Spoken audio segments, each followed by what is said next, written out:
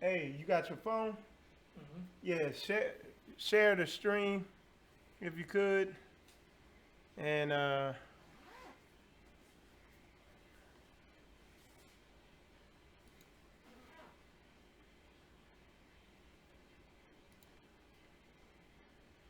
also pull it up and see, make sure the sound's fine on it.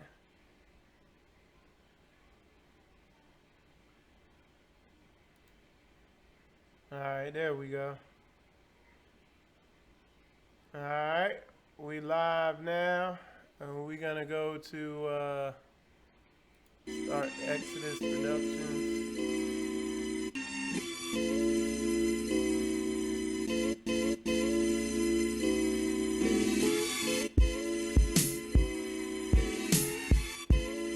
All right, so we got that going.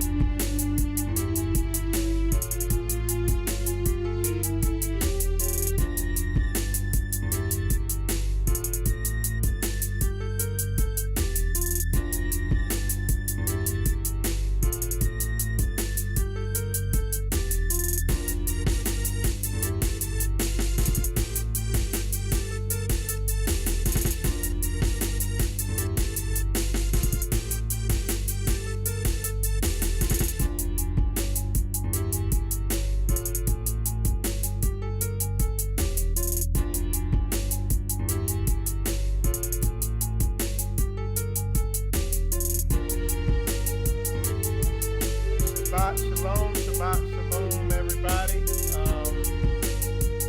We're getting ready to get started with current events. The music you were listening to, that's Exodus Production. This is the channel right here, the YouTube channel, Exodus Production, if you want to listen to more of those beats. But what we're going to do now is get started with current events. And we also, what we're going to, after the current events, the lessons we're going to do today, I'm going to do a quick lesson on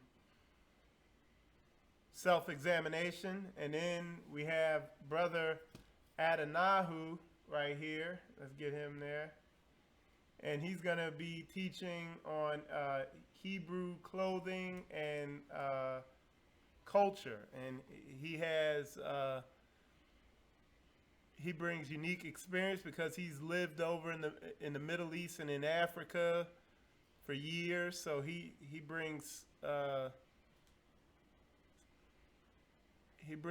unique perspective on things. So let me. I will get this set up real quick. And we're going to go over current events. All right. And if you want to go over any of these articles on your own, they are on our Jacksonville Hebrew Israelite group page. Matter of fact, because that's where I'm actually reading them off that page. So if you just want to read more about it, you can just go to that page, and let me.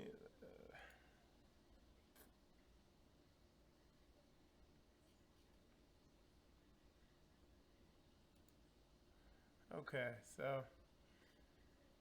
And the first article we're going to read about, it says Trump executive order lets Air Force recall up to 1,000 retired pilots for active duty. And the reason I put this in there is just, like I say, keep an eye on military movements and what they're doing. And for the Air Force, so basically retired Air Force pilots can now come back into the Air Force to begin flying again. That's a sign that they're quickly trying to build up the military. And the reason why that's an interesting sign is because it's not like they're trying to enlist 1,000 more Air Force pilots, because they don't want to waste time having to train these people, which takes, a couple years. They are letting experienced pilots who have retired come back in. So that means they're getting prepared for something in the short term. So like I said, everything's pointing to, people are picking teams for World War III. You know what I'm saying? You see the build up to that.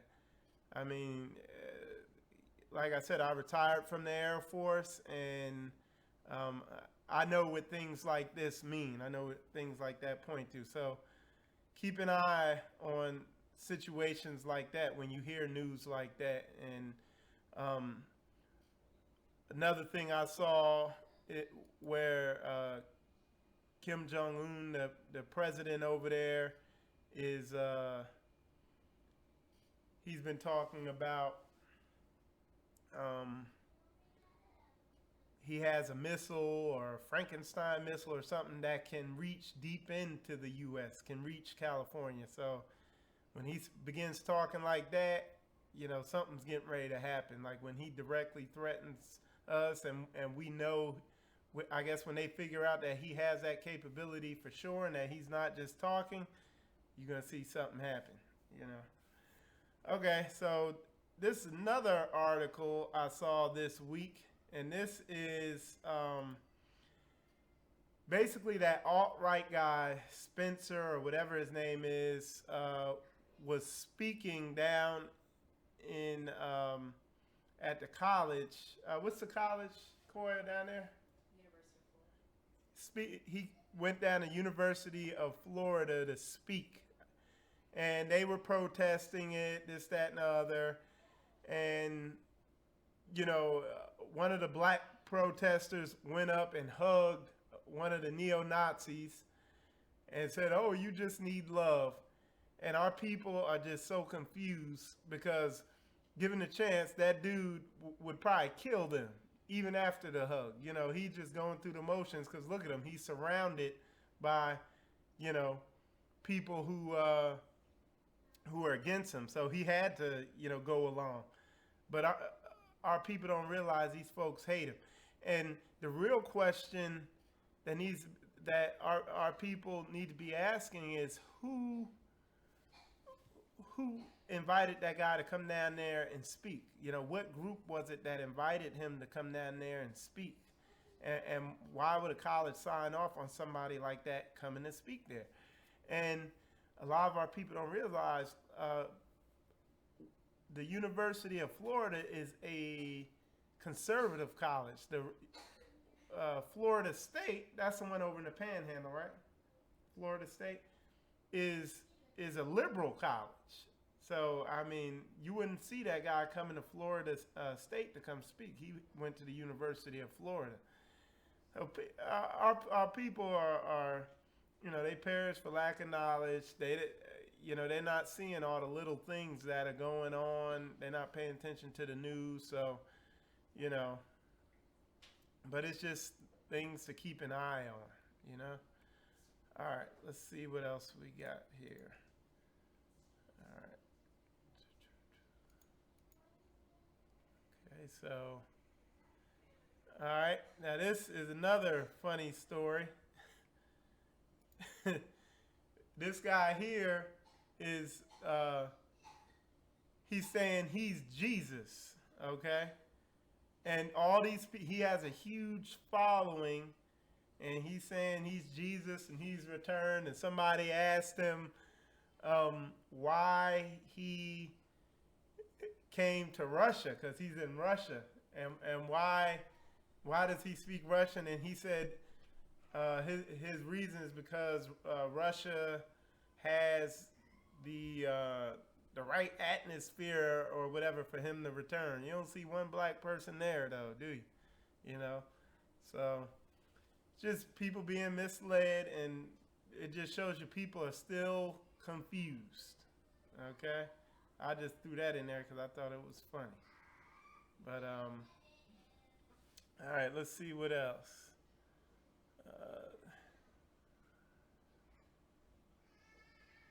I'm not gonna run that one. Okay, this was an interesting one. All right, this is in have you seen this, Adam? Yeah, you seen this, Corey? Yeah, this is interesting here. All right, so all right, I'm gonna rewind it, see if I can get this to play. Unbelievable. We didn't think it could possibly be true, but after receiving thousands of records and declassified reports from the Army, it's confirmed that during the Cold War, the United States military conducted secret tests on unsuspecting people in the city of St. Louis. A local sociologist will make her findings public tomorrow, but she spoke first to the I-Team's Lisa Zigman. Lisa Martino Taylor's life work has been to uncover details of the Army's ultra-secret military experiments carried out in St. Louis and other cities during the 1950s and 60s. This study was secretive for a reason. They didn't have volunteers stepping up and saying, yeah, I'll breathe zinc cadmium sulfide with radioactive particles. These Army archive pictures show how the tests were done in Corpus Christi, Texas in the 1960s. In Texas, planes were used to drop the chemical, but in St. Louis, the Army placed chemical sprayers on buildings and station wagons. City officials were kept in the dark about the tests. The Cold War cover story was that the Army was testing smoke screens to protect cities from a Russian attack. The truth, according to Martino Taylor, was much more sinister. It's pretty shocking. The level of duplicity and secrecy Clearly, they went to great lengths to deceive people. By making hundreds of Freedom of Information Act requests, she uncovered once classified documents that confirm the spraying of zinc cadmium sulfide. The greatest concentration of this compound was sprayed near the Pruitt-Igoe housing complex just south of downtown St. Louis. It was home to 10,000 low-income people, and an estimated 70% were under the age of 12.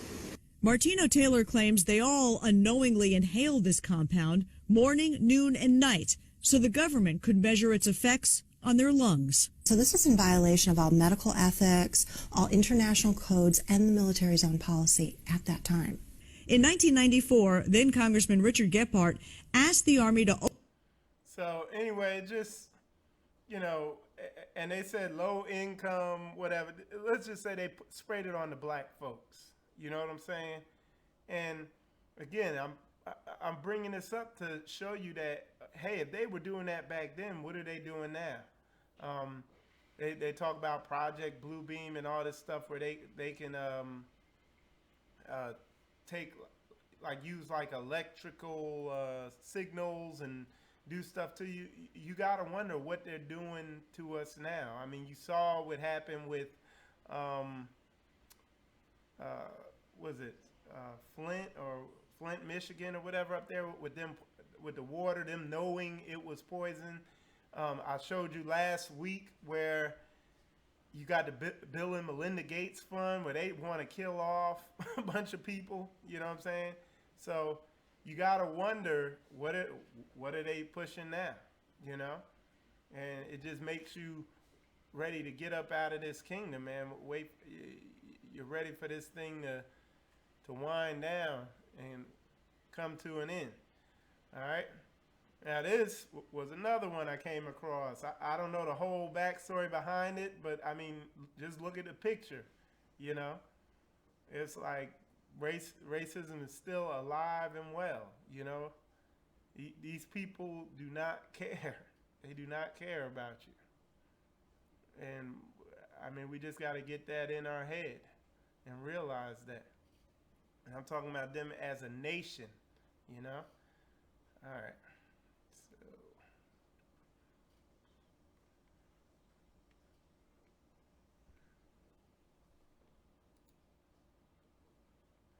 All right, let's see what else we got. All right. And this is the man, if you remember, when did this, it'll say it up here. But what happened, this man here was like a volunteer police officer. This guy here is a millionaire. And basically in the video, this guy's running and I guess this guy trips and falls or something like that. And this guy gets on his back. This black guy's already on the ground, giving up. You know, they have him. A matter of fact, the guy, I want to say he's handcuffed. And this guy, thinking he's pulling out his stun gun, pulls out his real gun, shoots the guy, kills him. And he only serves 4 years. And they were just saying how he wasn't even supposed to be out there with those officers. The rules are when you're a volunteer officer or whatever, I think you're supposed to stay in the car. But 4 years, that's it. Less than, it says less than half his 4-year sentence. So he didn't even serve 4 years. And he probably was in one of those, you know, real good prisons. You know what I'm saying? One of the, one of those real laid back prisons where it's not real bad and they serve you cooked food and all that.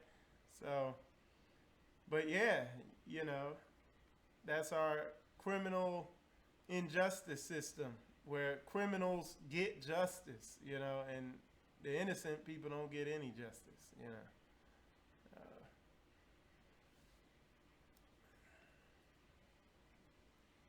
And then you heard of this where the soldier was killed and Trump called and he told the lady he knew what he was signing up for. I saw this morning where Trump released a audio recording of him talking to another soldier who had been killed.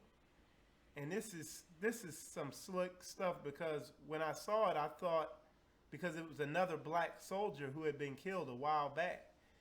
And I guess they released it to kind of show, well, kind of, if you don't read the article, you think they're showing you the audio recording of this when he was talking to this woman, but it actually wasn't. It was from months ago. And I guess they kind of released that to kind of take the heat off, because apparently there's a recording of this call too. So we'll see if that gets released. But I mean, it doesn't take him saying what he said to this widow. It doesn't take them showing that for me to know that, you know, what Trump's about anyway. I mean, he's about his people. You know what I'm saying? And he ain't about us. And that's how it's supposed to be to me. You know, I mean, it don't get me all upset and irate, because, hey, he's about his team. It is what it is, you know. But we need to be about our people. We need to be about helping our people. We need to be about waking our people up, not protesting to them to treat us right. We need to deal with our own people correctly. Okay? So let's see. All right, this was an interesting one. It says, warning of ecological Armageddon after dramatic plunge in insect numbers. And I've been hearing about this for a while. It says 3/4 of flying insects in nature reserves, and this is across Germany, so this is in Germany, have vanished in 25 years, with serious implications for all life on Earth, scientists say. And like I said, I've been studying in Revelations and stuff like that, where it talks about 1/3 of things, you know, disappearing, and 1/3 of the oceans and stuff. And, you know, I think this is tying into that. Like I said, I got to do more studying to really pinpoint, because you see a ton of the rivers getting polluted. We live down here in Jacksonville, and that St. John's River that runs through here in Jacksonville, we were driving across a bridge, and we were just noticing how dirty and nasty it looks. And there's certain areas of that St. John's River where they warn you, don't, like somebody got that water in their eye, like a little drop splashed in their eye, and they almost lost their eye.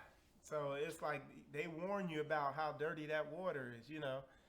And so it's kind of tying into Bible prophecy. You know, you could see how that could happen. I've talked to pilots. They talk about flying over the Atlantic, and people who drive those big tanker ships. I've seen a video about that, where they have these huge garbage islands that are floating. It's all plastic and stuff that are out there floating around, where they're just destroying the Pacific. I've heard stories about they were saying how the majority of the fish in the Pacific are dying off because of that Fukushima plant, that nuclear plant, leaking into the ocean. And they're saying, hey, that's still leaking into the ocean. And then you had that big oil leak in the Gulf a couple of years ago. So, you know, you can see how they could pollute the whole ocean, you know. So you got to keep an eye on all that. All right, let's see what else. And that's my video. I do videos in the morning, during the week, and post them on Facebook from time to time. And this is a funny one. It says 50 billion cubic feet of natural gas was just discovered in Egypt. It put, sounds like Egypt needs some freedom. So that's how this country, that's how they think. You know what I'm saying? And that's when there's a good documentary to watch that I've seen to be very true, and it's called Confessions of an Economic Hitman, and that's a good documentary to watch.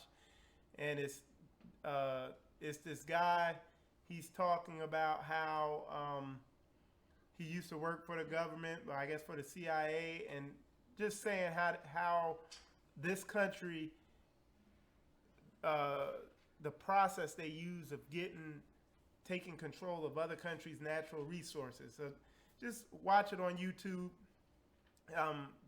It's really not a documentary, it's an interview with the guy or whatever, but it's called Confessions of an Economic Hitman, and check it out. It's real interesting, and you can see how they use that with Saddam Hussein, with Afghanistan, in South America, with all these countries where we've had conflicts with. You can see where they use this process. So check that out. It's called Confessions of an Economic Hitman. Okay, now here's another interesting story. It says transgender Wyoming woman convicted of sexually assaulting 10-year-old girl in bathroom. So this is a man. She ain't no woman. It's a man. And yeah, she went in the bathroom with a 10-year-old girl, and you can read the article. You can just type that in. Or you could just go to the Facebook group and read that whole article. I'm not going to go in detail about it. But, they're trying to have these transgender bathrooms. This is why nobody wants it. A lot of these people are emotionally, look at the picture right there. Their minds are blown. They're emotionally gone. You know what I'm saying? They got demons on them and stuff like that. They need help, not encouragement. You know what I'm saying? And they were just talking about, I forget the name they have for it. It's called transgender regret or something like that is on the rise, where these people are trying to get their surgery and stuff reversed. And it's rising fast. So, and that's because it's sin.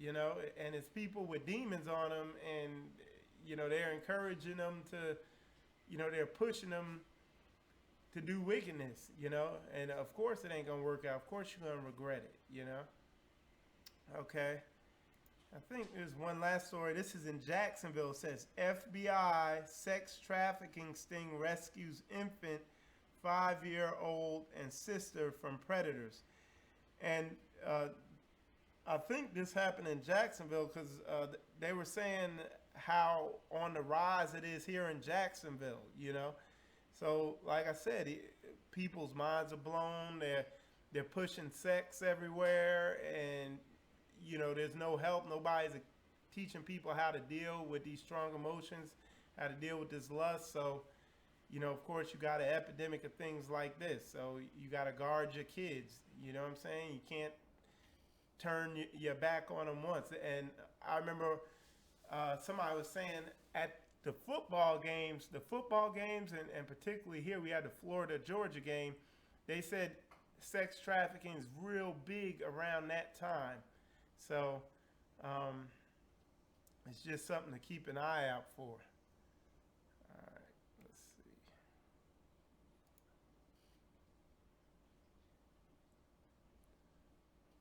And I think that's it for these. I got one last one that's interesting, and you need, again, go on the group and you can read this whole article, but this is basically scientists have discovered that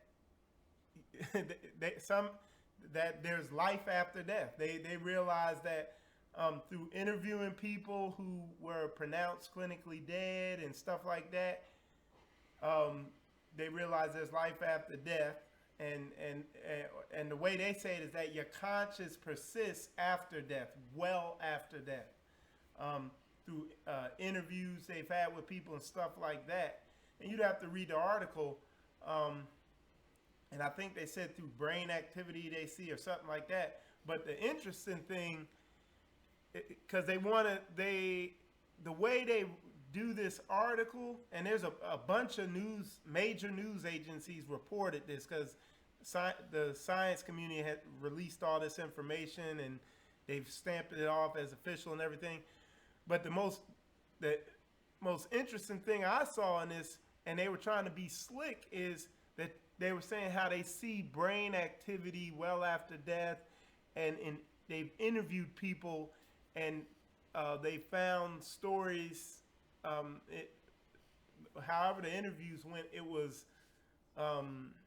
proof that there was still some type of conscience going on. And what a lot of those stories that they mention are the out of body experiences. Like I've heard stories where, like, one lady, she came out of her body and she said she was looking at her body, then she went out of her body up to the roof of the building, and then when she woke up from whatever her operation was, she was telling them, and she said, I could prove it. There was a red shoe on top of the building. And they went up on top of the building, and sure enough, there's a red shoe up there. So there's a bunch of stories like that, there just ain't no way around. And I've talked to a bunch of my friends who've told me the same thing, where they, like, one guy got in a motorcycle accident, and he said he saw his body. And then another guy was talking about his wife had cancer, and something was going on, and she came out of her body. So anyway, read the article. It's pretty interesting. It's just validating what the Bible already says. So anyway, that's it for current events. Now we're going to get into the lesson. Did you want to go ahead and do yours first? No, you go ahead. Okay. So I'll go ahead and get started with my lesson, and what it's about is self-examination. Okay. And I'm going to get this set up. Okay.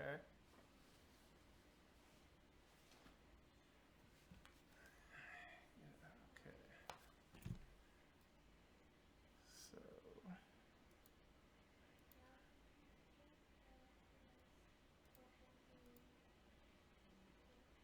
all right.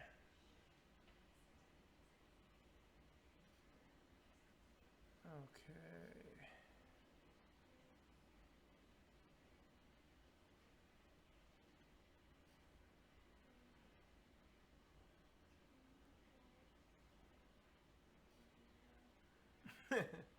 So on the live chat, I was just reading what somebody had posted on here. D Hoodie, he posted. Let me see. He said that was Vince, I believe, hugging dude. So hugging that white supremacist dude. He wrote, he about action. Vince didn't love them. That was his boy who hit him in the nose. Oh, okay. All right. And then somebody else logged in. All right. So just logged on, and the audio and video is just fine. So that's good. All right. Appreciate that. All right.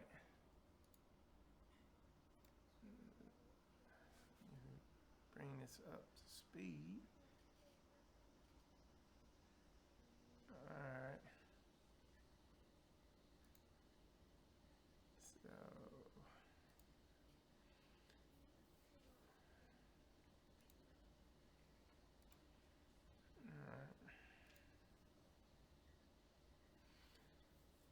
all right. So what our lesson's about is self-examination, and in my studies, what I've seen, and when you look through the Bible, one of the main themes you see all through the book is just people's minds aren't right. When you look at what Satan attacks, it's a mental warfare.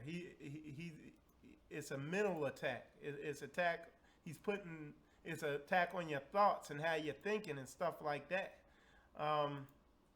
He tempts you through your mind, through your thoughts, stuff like that. He tempts you with lust and greed and all types of things like that. So that's where the battle's at. That's why, that's even why I named this spiritual combat, because it's mental warfare. You get that right, everything else falls into line.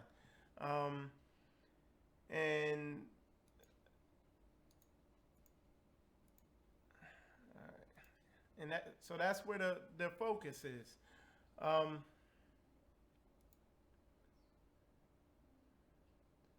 and a lot of times it's hard to see these flaws. It's hard to see where your issues are. So there's a process to doing that, and a lot of times people aren't even examining themselves. A lot of people are just quoting scripture.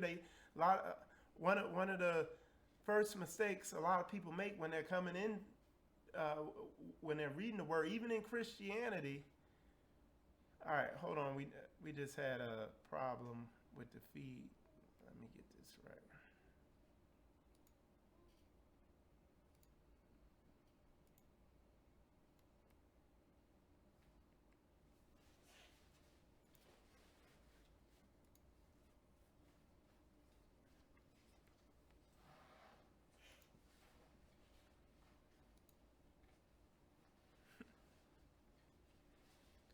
Okay, if y'all online, just let me know if how the signal is, how the video is, because it just said that it might have slowed up or dropped off.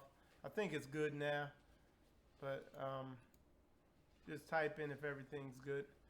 All right, but anyway, so yeah, a lot of people. One of the first, I say, mistakes or deceptions people fall into is what I call mental ascension, just studying and get and understanding. Like, people understand the word, they understand what they're reading, and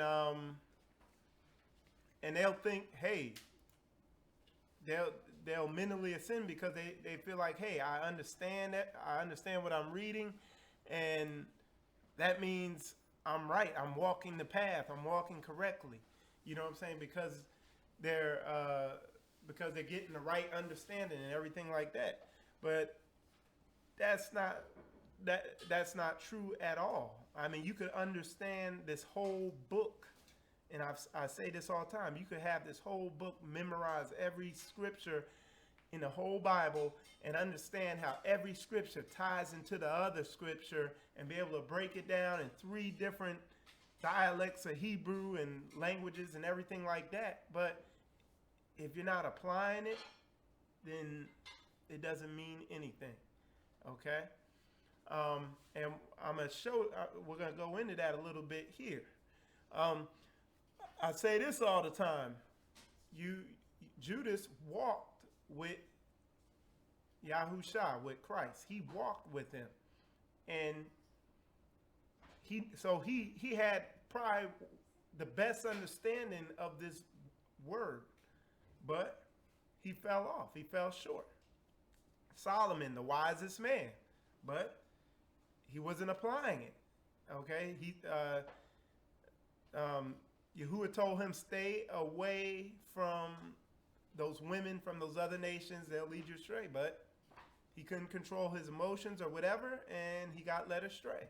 Okay, so it's not about knowledge. It's about understanding what Yah wants you to do, and then doing it. Okay,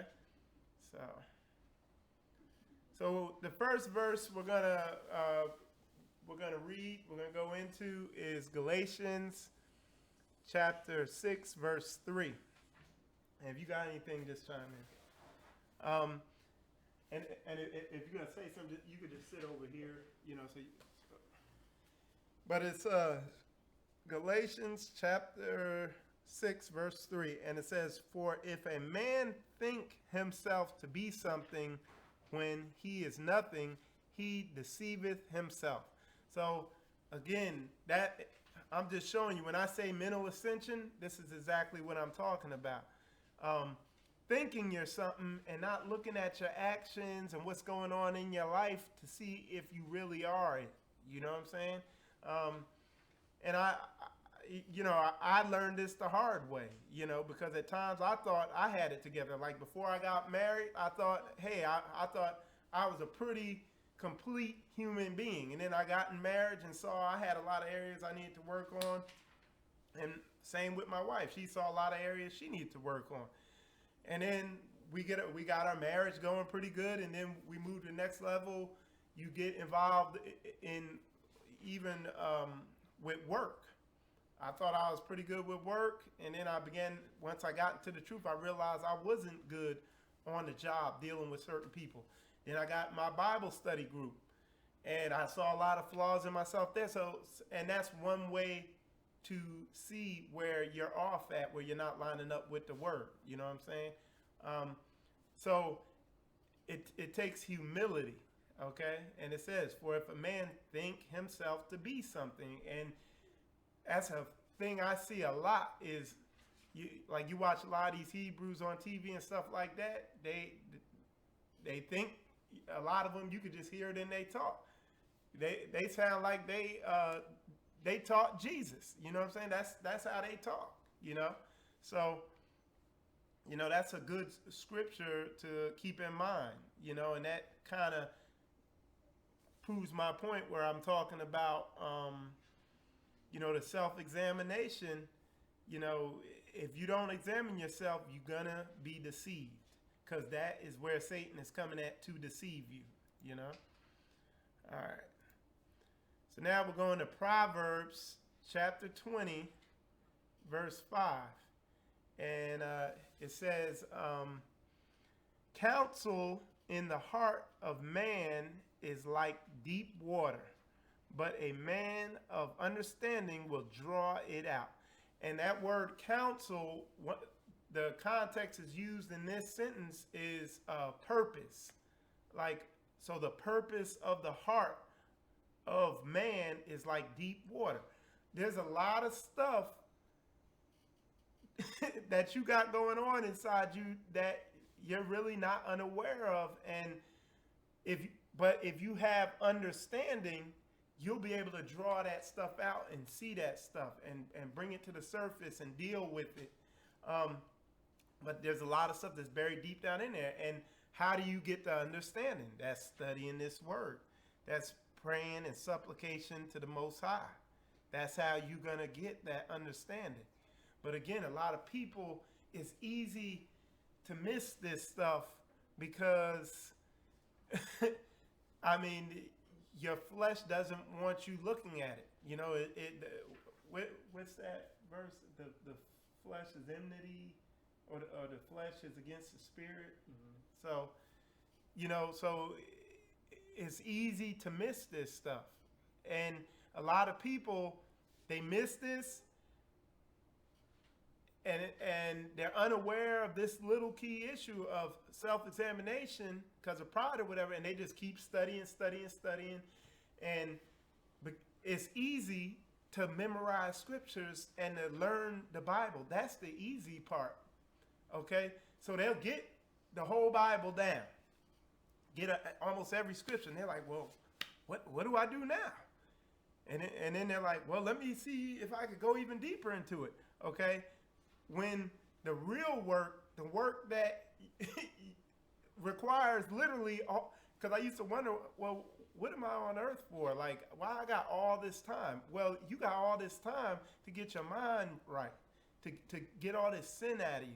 And you literally need all that time, you know? So that's where the real work's at. And the thing is ever changing, because Satan is always coming at you from different angles. You know what I'm saying? So that's where the work needs to be put in at. You know what I'm saying? Going into these deep waters and stuff like that. All right.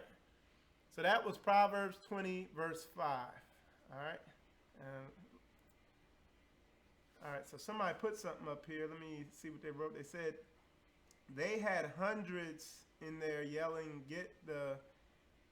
Okay, so this is somebody that's typing about where I posted about the that protest down there at University of Florida. He said they had hundreds down there yelling, "Get the F out," and "Go Gators," while Spencer was speaking. No one could hear his speech. He ended it early. He was way outnumbered. Okay, that's cool. And so D Hoodie, you were down there? Let me know if you were actually down there at it, or I guess you had some people who were down there.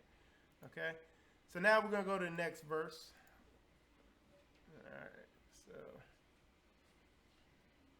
all right,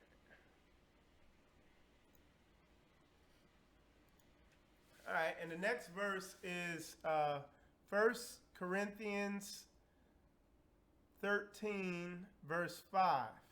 And it says, examine yourselves whether ye be in the faith. Okay? Prove your own selves. Know ye not your own selves, how that Jesus Christ is in you, except ye be reprobates. So again, it's telling you, examine yourselves, whether you be in the faith, and whether you line up with what's in this word that the Most High put in there for us to do. See if you line up with that. And you, it's a process. It's not, okay, yeah, I examined myself, 2 years ago, I'm fine. Nah, it's every day, because he's coming at you from different angles every day. Like I did that video on weeding your mental garden. You don't just weed a garden 2 years ago, oh, okay, it's fine, and then just go and leave it. It's going to get overgrown. It's a daily process. You got to stay on top of it, okay? All right. And like I said, I see a lot of people, a lot of the issues that are deeply entrenched in you, you can't see. But other people, as soon as they see you, they see it. It's obvious to them. It's the same with me. Like sometimes my mother will tell me stuff, because my mother and my brother, they know me real good. They'll tell me stuff, and they've been telling it to me for so many years. It's like I don't even. It's like like that teacher on Charlie Brown, like that. You don't even hear it. But since I've really gotten into the truth, gotten into the word, now when they come at me with that, I take a minute to pause and to fight, and I can actually feel the tension where I'm like, let me really consider this. And I look at it now.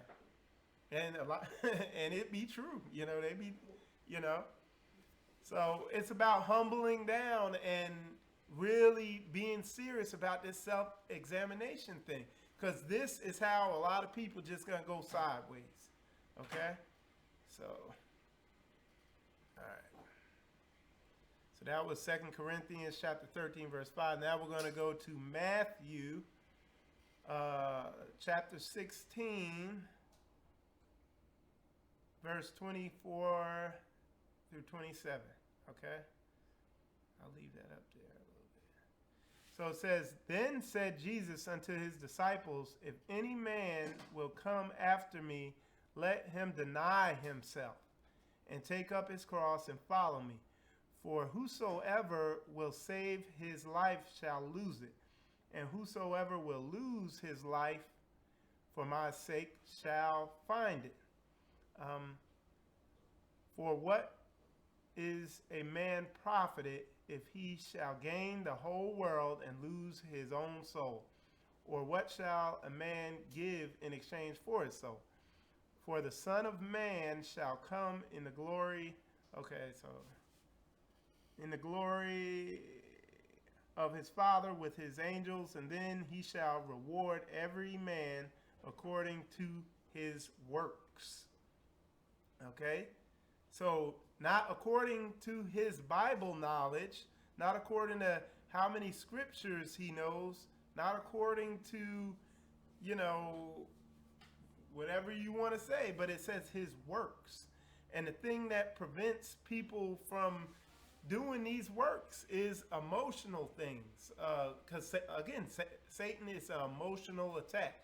And, again, the Bible doesn't talk about emotions, but it talks about, I would say it doesn't use the word emotions, but it kind of talks about different emotions, like inordinate affections and stuff like that. So, but again, works. It says reward them according to their works, and you will know them by their fruits. You'll know them by their works. Not, it didn't say you will know them by their knowledge and how many Bible verses they've memorized. Is you're going to know them by their works. Okay, so again, that's, and I think I have some more stuff in here. I'm going to go into it more, but one way to examine yourself, because a lot of times you can't look directly at your carnal nature, at your flesh and what it's wanting to do, it won't let you look directly at it, but you could look at your works and what you're doing in certain situations. When you're under high pressure situations or whatever, you'll see it it'll show itself. So there's ways, and one of the best, most efficient ways, of course, of seeing yourself is reading the Word, studying the Word. In particular, one of the areas I like to study in is Proverbs and Sirach, or Ecclesiasticus in the Apocrypha. Sirach and Ecclesiasticus are the same books. It's Ecclesiasticus, right? Okay. So, yeah. All right. So, all right. So, self-examination. All right. So now we're going to go back to Proverbs chapter 21, verse 2. Okay. It says, every way of a man is right in his own eyes, but the Lord pondereth the hearts. Okay. So, of course, you feel like, hey, I'm pretty good to go, this, that, and the other. But the Lord is looking at your heart. And it says God's word is a discerner of the thoughts and intents of the heart. So again, by studying the word, like I said, where I start out at, for me, is Proverbs and Ecclesiasticus. One of the other brothers in the group, in my group, that I was talking to him about this, he says a book he likes to start in is in Job. He said he got a lot out of that. So I'm going to start studying that to see what there's in there for me with self-analyzation and stuff like that. But again, the Lord pondereth the heart, and God's word is a discerner of the heart, of the thoughts and intents of the heart. So that is, don't rely on your own eyes and feelings and emotions about who you are and how good of a person you are. Because I guarantee you, like for me, going through Ecclesiasticus and just sitting there and studying that, and it's like you get to certain points in there, certain areas in that book, and every verse is cutting you. You're like, ooh, all right, let me pause from reading this because you're so humiliated and humbled down. Like, yeah, I got to get my junk right. You know what I'm saying? So, again, there's areas in the book where it's going to get you right. Okay? It's going to get you right. All right? So, all right. So that was Proverbs chapter 21, verse 12. And now we're going to go to Jeremiah chapter 17, verse 9. And it says, the heart is deceitful above all things and desperately wicked. Who can know it? I, the Lord, search the heart. I try the reins, even to give every man according to his ways and according to the fruit of his doings. Okay? So, again, who can know the deceitfulness of that heart? And right there in verse 10, you see, the Lord he'll know your heart. Okay? And it says, and reward you according to the fruit of his doings. Okay? So again, the Lord knows your heart. And how are you going to know what he knows about your heart? Read his word. And you'll see your heart. And it ain't going to be nothing nice. I guarantee that. You know what I'm saying? All right. So let's go to... Okay. And then it says the heart is deceitful. So let's go. I pulled up the definition of deceit. And I don't know. I'm going to read it to y'all. I don't know if y'all can. Well, here, I can make it bigger. Hold on. Let me make it bigger so y'all can see it. There you go. So it says the act or practice of deceiving, concealment, or distortion. You see what I'm saying? Then I say it's hard to see some of your flaws.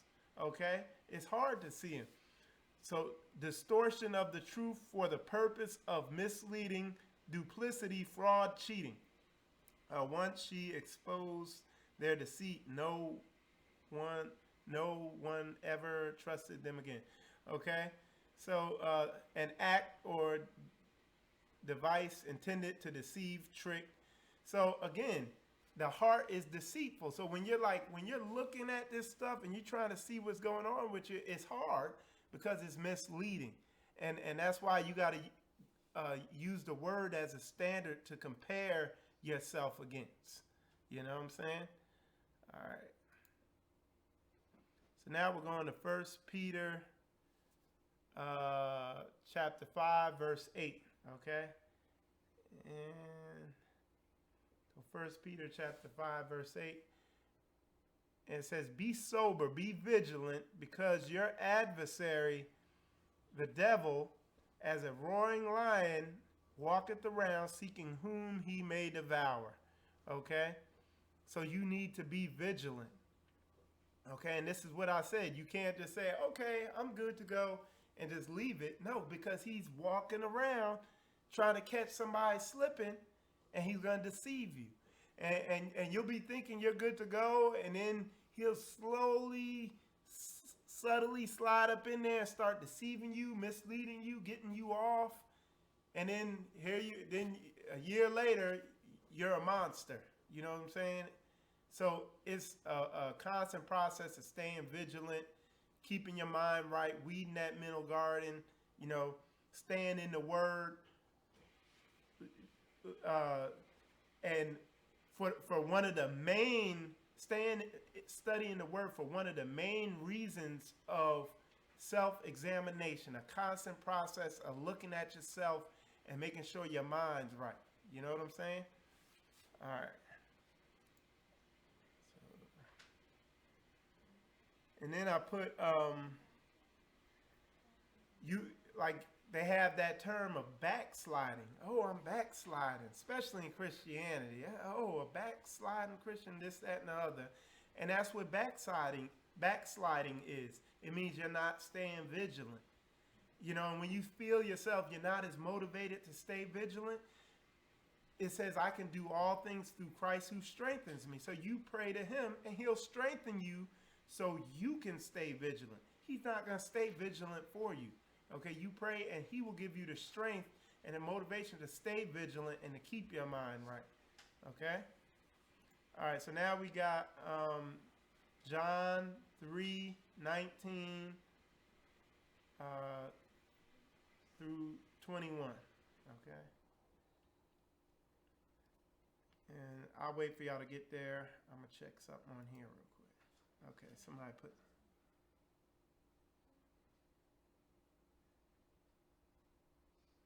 That's a good one, man. That's a good one.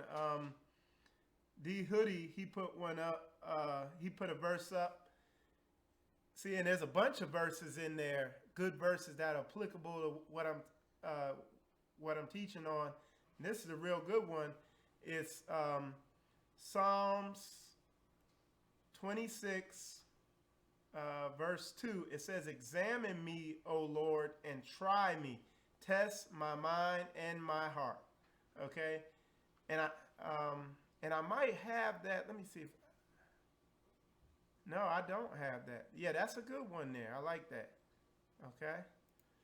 So that's another good verse to add. It's right there in the live chat. It says, it's Psalms 26, verse 2. Examine me, O Lord, and try me. Test my mind and my heart. That's real good, man. I mean, I like that. That's better than a lot of verses I had already put up there. I think he also asked a question. It says, below that he said, so self-examination is through Yahuwah, not yourself. Exactly. You're going to study his word, because if it wasn't for him, you wouldn't have a standard to apply that to. You know what I'm saying? You wouldn't have anything to compare yourself to. That's why the world is so off. You know what I'm saying? Because they don't have a standard. That's why, I could even show that in our marriage. Our marriage runs very smooth now. We don't have the perfect Leave It to Beaver, Beaver Cleaver family marriage, but our marriage there's a lot of understanding. We don't have the problems a lot of people have in their marriage because our standard is the word. Prior to that, we didn't have anything to compare, a standard to go by for our marriage. Same thing with a standard to raise your kids to. And then, of course, to tie it in to this lesson, a standard to grade, hey, what's a good thought, what's a bad thought, to align your mind to. So, yeah, that's a good statement there. All right. So this is John chapter 3, verse 19 through 21. It says, and this is the condemnation that light is come into the world, and men love darkness rather than light, because their deeds were evil. Okay? For everyone that doeth evil hateth the light, neither cometh to the light, lest his deeds should be reproved. Okay? And getting reproved ain't fun and joyful. It don't feel good and all that stuff like that. But the end result is bliss, But he that doeth truth cometh to the light, that his deeds may be made manifest, that they are wrought in God. Okay? And again, it says they love darkness, okay, rather than light, because their deeds were evil. And what is evil? Transgression of the law, like anything that's against Yah's word, okay? And darkness is fun and it's easy and, it's just a little more comfortable in the short term. But in the long term, it's bad. It ends in these mental issues a lot of people have. I mean, that's one way it ends. It ends in a bunch of bad ways, But like I said, staying on top of things, doing self-examination, it's painful up front, and it will humble you. You won't be thinking you all good and all that. You'll be like, man, I'm horrible. You know what I'm saying? So, yeah, that's a good verse there. So let's see what else. Okay, so this is the last verse. This is Philippians chapter 4, verse 11 through 13. And it says, not that I speak in respect of want, for I have learned in whatsoever state I am in, therewith to be content. So, and this is a thing that comes once you really get in the truth. And like for me, when I realized because I've been studying the Bible in and out of Christianity since I was like 10 years old. But only recently did I truly realize what the Bible really was. It's like all this stress and all these issues and all this pain I've been dealing with in life. You mean this is the answer to it? And it's the logical answer to it. It's not okay, just start yelling Jesus and acting like a nut. It's logical, step-by-step, manual, down-to-earth answers to dealing with situations in life and in your mind and everything. And it was like, man, so that's the solution. All this. So once I realized that, it's like, and I came out of what the world calls being like something good. I could care less what situation I'm in with anything of this world, anything carnal of this world. I realize, hey, who cares? It's like I love this word unto death. I'll die for this word because, I just remember how miserable I was when I was walking around lost. It was like this deep, heavy misery, All right, but anyway, it says, and I know both how to be abased, and I know how to abound. Everywhere and in all things I am instructed both to be full and to be hungry, both to abound and to suffer need. I can do all things through Christ who strengthens me. Okay? And it says strengthening. And that's the thing that, a lot of Christians use this sentence out of context. But when you see it in context, Paul is talking about he knows how to have things. He knows how to have money. He also knows how to deal with poverty. Yep. That's what he's talking about. So he's saying, I can do all things through Mashiach who strengthens me. In other words, I can live in abundance or I can live in poverty. Either way, I'm good because the Most High provides for me. Yeah. Creflo Dollar can't though, but he got to live in abundance. All right. So yeah. So that was good. So yeah, that concludes my lesson. And so what I'm gonna do is I'm gonna put on Exodus Productions real quick, and we're gonna get set up for the next lesson. And it's coming from Adonai, and like I said, he has a heavy understanding of the Hebrew culture. He's lived over there for years, and he's a teacher over there for years. So this will be a real good lesson about Hebrew culture, particularly dress and clothing. So I'm going to put on Exodus Productions real quick. We're going to take a quick, maybe 3 or 4 minute break, and then we'll get up and going with his part of this.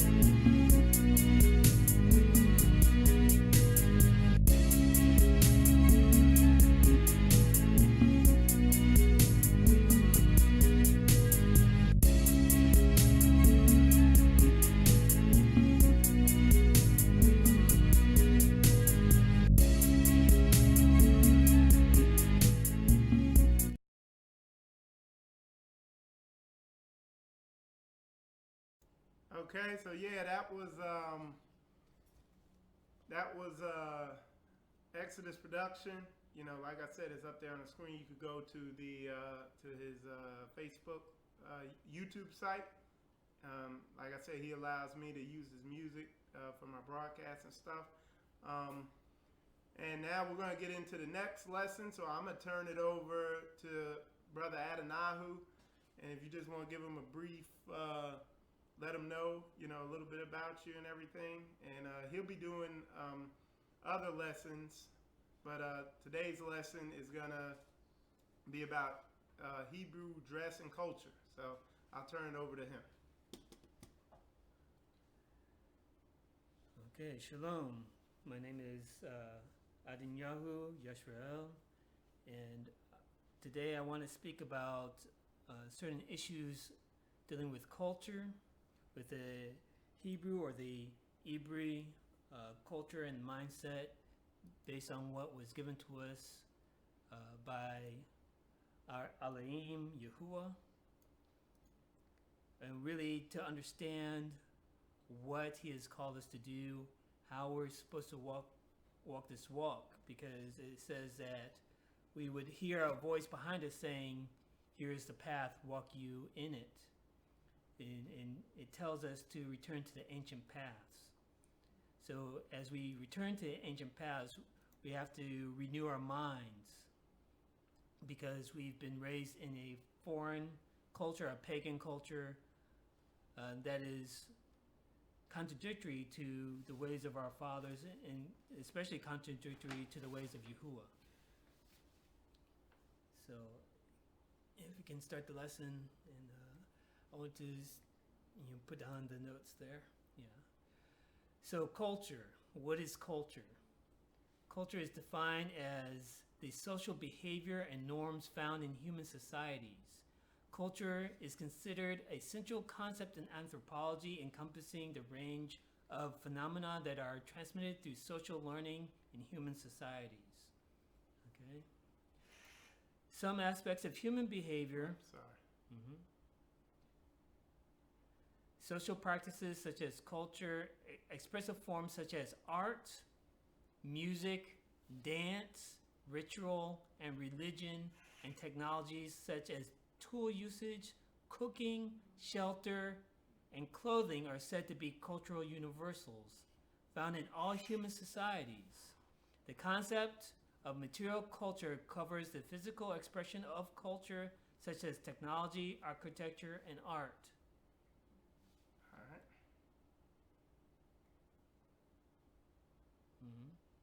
Whereas the immaterial aspects of culture, such as principles of social organization, including practices of political organization and social institutions, mythology, philosophy, literature, both written and oral, and science, comprises the intangible cultural heritage of a society. So all those things are included when we talk about culture, okay? When used as a count noun, a culture is the set of customs, traditions, and values of a society or community, such as an ethnic group or nation. So we, as Hebrew or Hebrew, that is our ethnicity. As Yisrael or as Israelites, that is our nationality. Okay? So when we talk about culture, Torah is the culture of Yahuwah. Torah is our culture. That's the culture that has been given to us by our Creator. It dictates music, it dictates language, food, dance, our philosophy, our literature, our clothing. Everything is inclusive when we talk about Hebrew or Hebrew culture, including our politics, our way of governing ourselves, how we set up our families, our communities, our institutions. Torah is the culture of Yahuwah. Torah is the culture of Yisrael. Okay, so we'll start with Deuteronomy chapter 12, starting in verse. You just hit that, use the wheel to scroll. Okay. That's all. Thanks. Deuteronomy or Devarim chapter 12, starting in verse 29.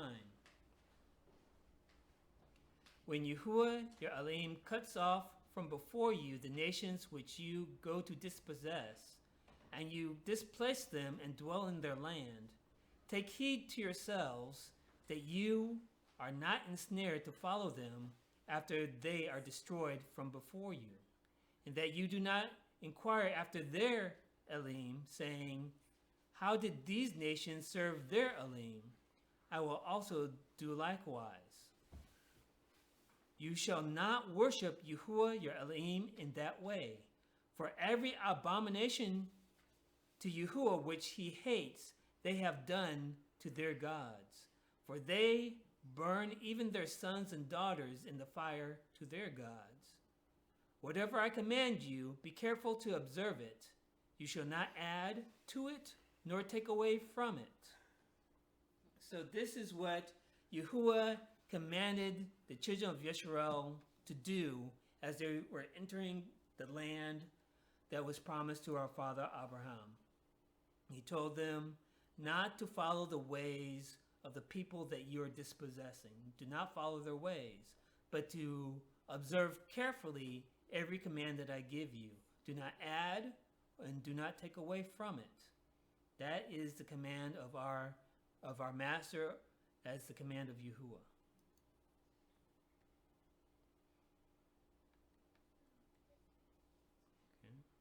Leviticus 20? Mm-hmm. Okay. So, Wa'ikra, or Leviticus chapter 20, starting in verse 22. You shall therefore keep all my statutes and all my judgments, and perform them, and the land where I am bringing you, that the land where I am bringing you to dwell may not vomit you out. There's a song by Ben Blackwell, talking about Israel, we go hard. And in one of the verses in that song, he talks about Israel, the only land that is righteous. That the land itself will vomit us out if we do not follow the Torah. And that's what actually happened to our ancestors. So again, Yahuwah is repeating his command that we should keep all his statutes, all of his judgments, all his commands. There's not one that is too small, and there's not one that's too big. From the smallest to the greatest, we're to keep all of his commandments. All right, verse 23. And you shall not walk in the statutes of the nation which I am casting out before you, for they commit all these things, and therefore I abhor them. So again, he's saying, do not follow the ways of the other nations. In fact, he's saying, the passage before he said it's an abomination to him. And here he's saying, I abhor them, I hate them. And you shall be set apart to me, for I, Yahuwah, am set apart, and have separated you from the peoples, that you should be mine. So Yahuwah is saying, it is your duty as Yisrael, as Israelites, to make yourself set apart, to imitate me, because Yahuwah himself is set apart. And he, in fact, has separated us from all the other peoples of the earth. So if we're trying to hide ourselves among the other people, if we're trying to copy their ways, if we're trying to blend in, we're doing the exact opposite of what Yahuwah intended his people to do. Which leads us into the Torah, or the instruction of clothing. Again, all of this encompasses the culture that Yahuwah has given us. Zephaniah, chapter 1, verse 8. And this is the prophet speaking of a future time. And it shall be in the day of Yahuwah sacrifice that I will punish the princes and the king's children and all such as are clothed with foreign apparel. Okay.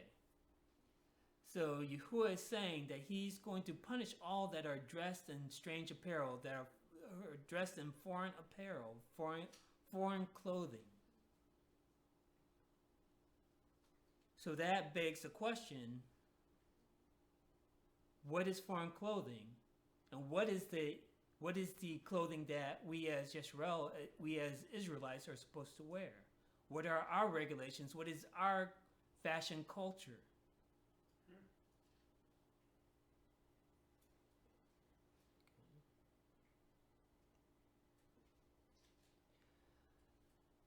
Tehillim, Psalm 132, verse 9. Let your priests be clothed with righteousness. Let your saints shout for joy. So there is a clothing of righteousness. Psalm 132:16. I will also clothe her priests with salvation, and her saints will shout aloud for joy. So there's a clothing of salvation. Okay? And again, this is talking about the priests. So we'll speak about the priests later on.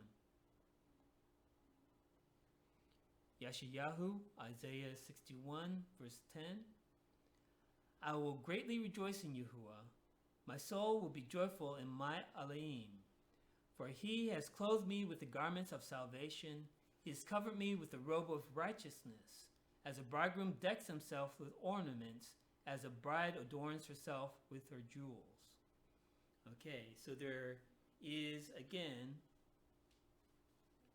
a garment of righteousness, a robe of righteousness. And here is attached to wedding. And you see a bridegroom and you see a bride. All right, so first point we'll hit on is dealing with the Torah, or the instruction of clothing, 100% fabric. That we are instructed to use 100% material when we make or fashion our garments. Devarim, or Deuteronomy chapter 22, verse 11. You shall not wear a garment of different sorts, such as wool and linen mixed together. And again in Wayikra, or Leviticus 19:19, you shall keep my statutes. You shall not let your livestock breed with another kind. You shall not sow your field with mixed seed, nor a garment of mixed linen and wool come upon you. So, poly whatever and all them poly this is. Right. So, coming into the walk, and I experienced this myself, checking your wardrobe and looking at the tag and seeing, 40% this and 60% that. That means it's going out the door. And I had to do that. I had to go through my wardrobe, things that I love to wear, fashions that I love to have, and I had to give them up. I had to make a decision. Who am I going to follow? And it's funny because in this society, like, they put a big thing on fashion. They put a big thing on that. Yep. So the first point of dealing with our clothing culture and the instructions of Yahuwah is that we are not to mix fabrics. We're not to wear fabrics made of mixed material. Okay. All right. Second, we're going to touch on fringes. This is going to be a little bit more in depth, because we're going to deal with certain aspects of how the commandment has been translated, and certain ways that the Ashkenazim do things versus what is actually prescribed in the Torah. Okay, so let's hit it. Bar Midbar, Numbers chapter 15, and we'll start in verse 37. Again, Yahuwah spoke to Moshe, or Moses, saying, Speak to the children of Yisrael, tell them to make tassels on the corners or borders of their garments throughout their generations, and to put a blue thread or ribbon in the tassels of the corners or borders.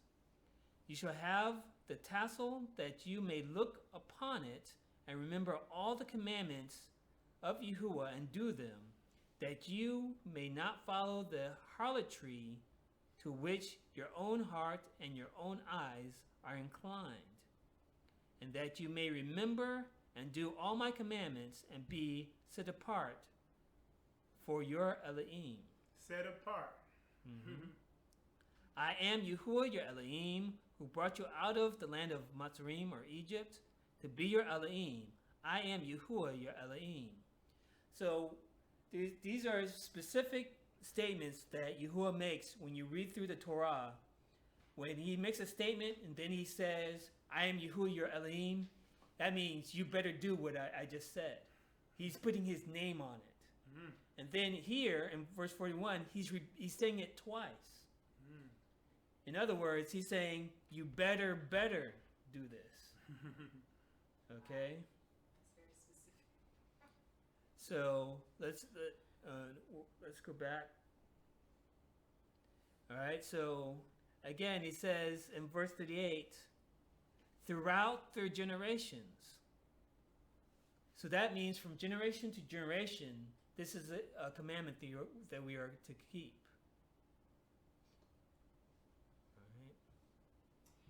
Now, was there a specific reason for the color of blue? Here in the Torah, in this specific passage, there's no real explanation about the color, but we'll get into the specifics of the color itself. Okay. All right. So. And that's men and women. Well, this is specifically, we say, if it says the children of Yisrael, that would be the sons of Yisrael. So specifically speaking about the men, but of course women are part of the culture. So, but for a man, if you're a man, there's no ways around it. For a woman, you can, but if a man establishes that for his household, if a man says, my wife is to wear fringes, then, I mean, that's the end of the argument there. Mm-hmm. But specifically for men, there's no way around that.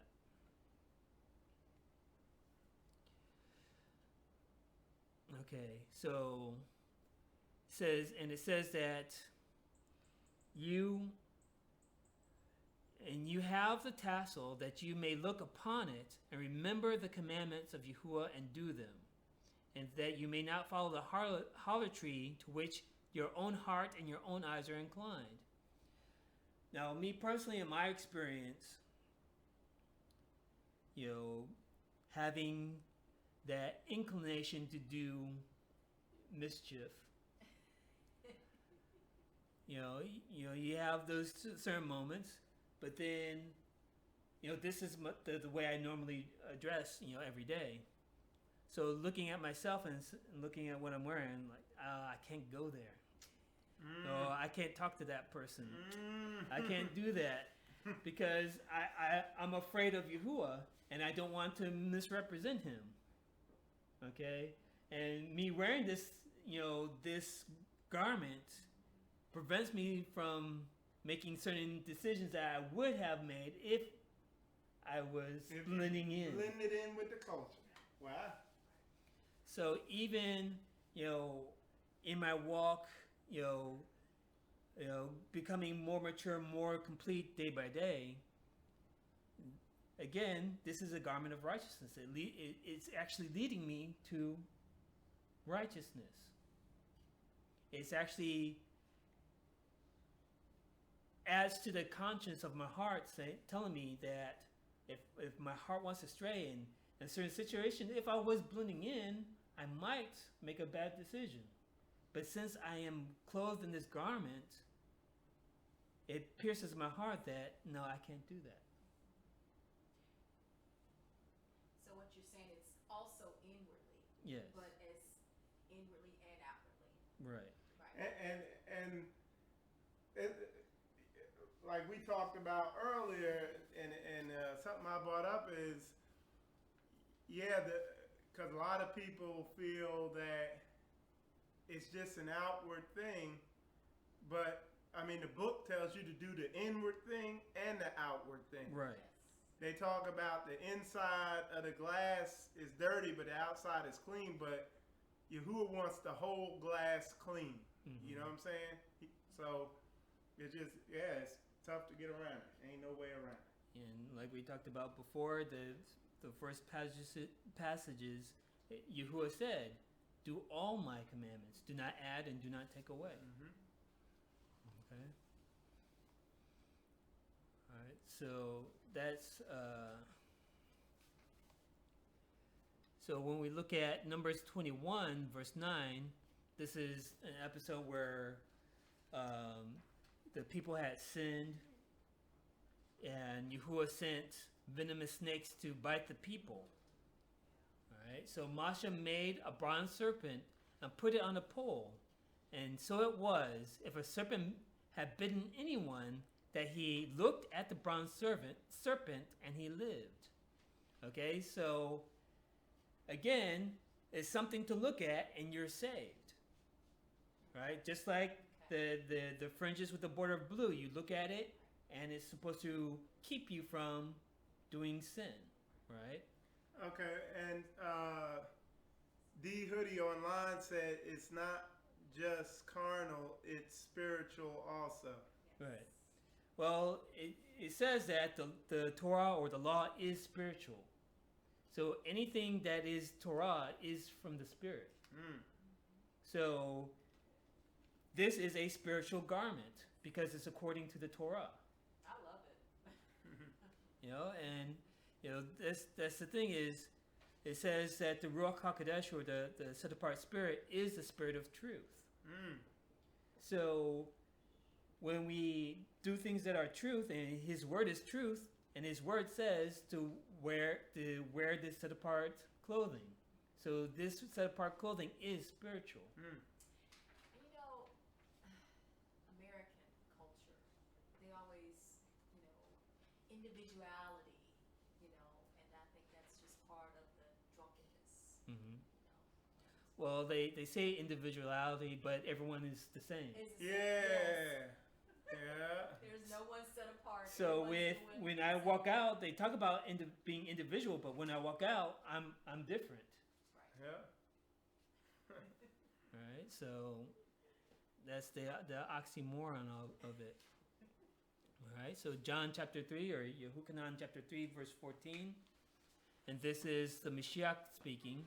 He's saying, "As Moshe lifted up the serpent in the wilderness, even so must the Son of Man be lifted up, that whosoever believes in him should not perish but have eternal life."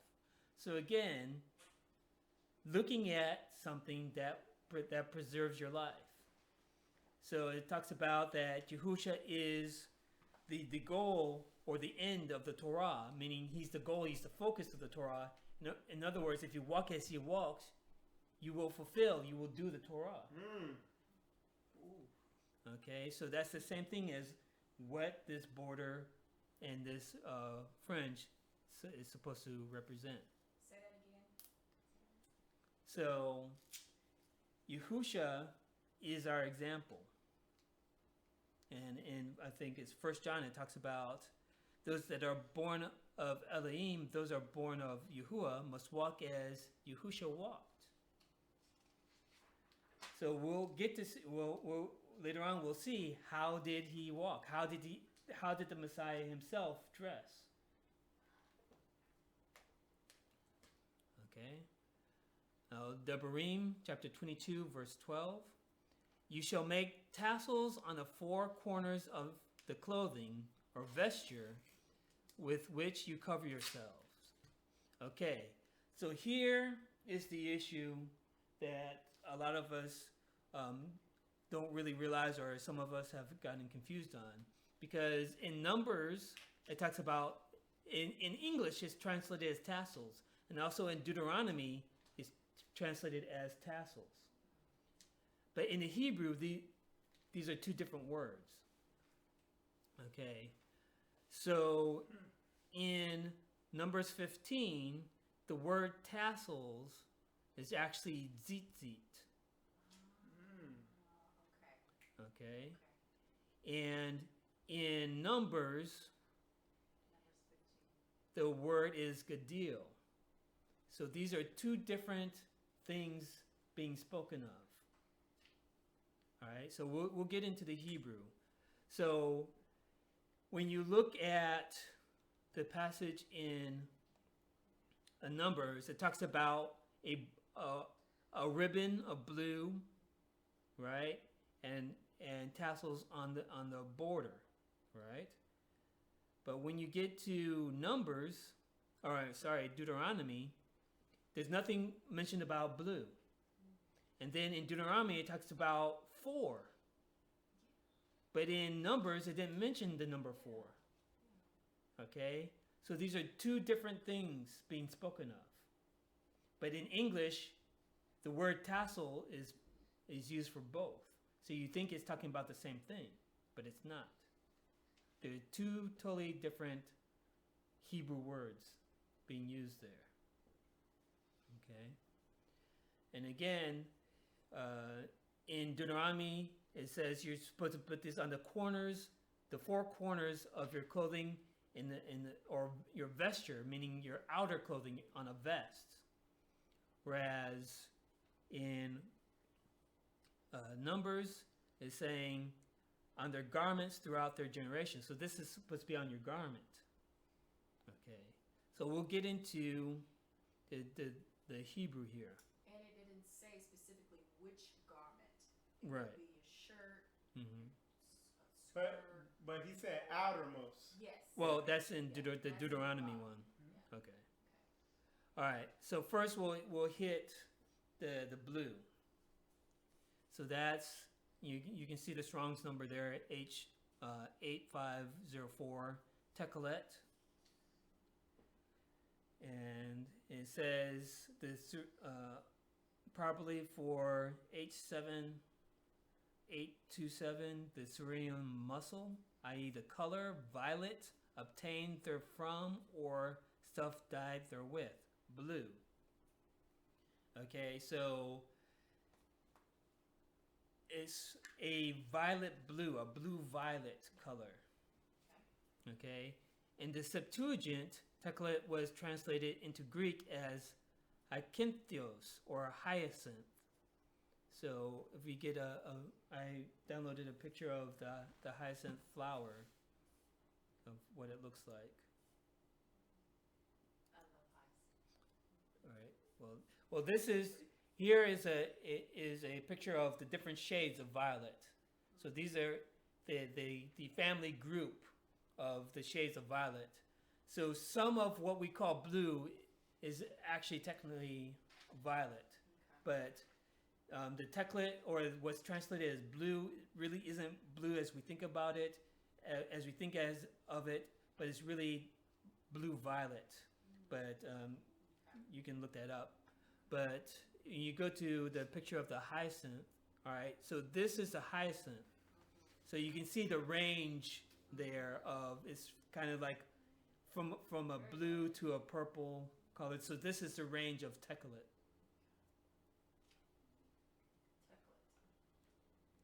Okay. All right. So go back to the notes there. Okay.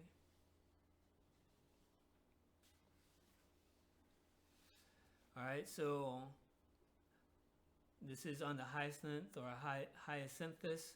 Is a small genus of bulbous, fragrant flowering plants in the family. I'm not going to try to pronounce that one. These are commonly called hyacinths. The genus is native to the eastern Mediterranean, from the south of Turkey through to northern Israel. The color of the blue flower hyacinth plant varies between mid-blue, violet blue, and bluish purple. All right, so that gives you the range of what Tekelet would be.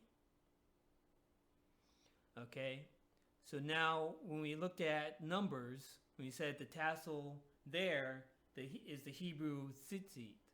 Okay, so that is a floral or wing-like projection, a floral lock of hair, a tassel, fringe, lock. Okay, so this would be my example here.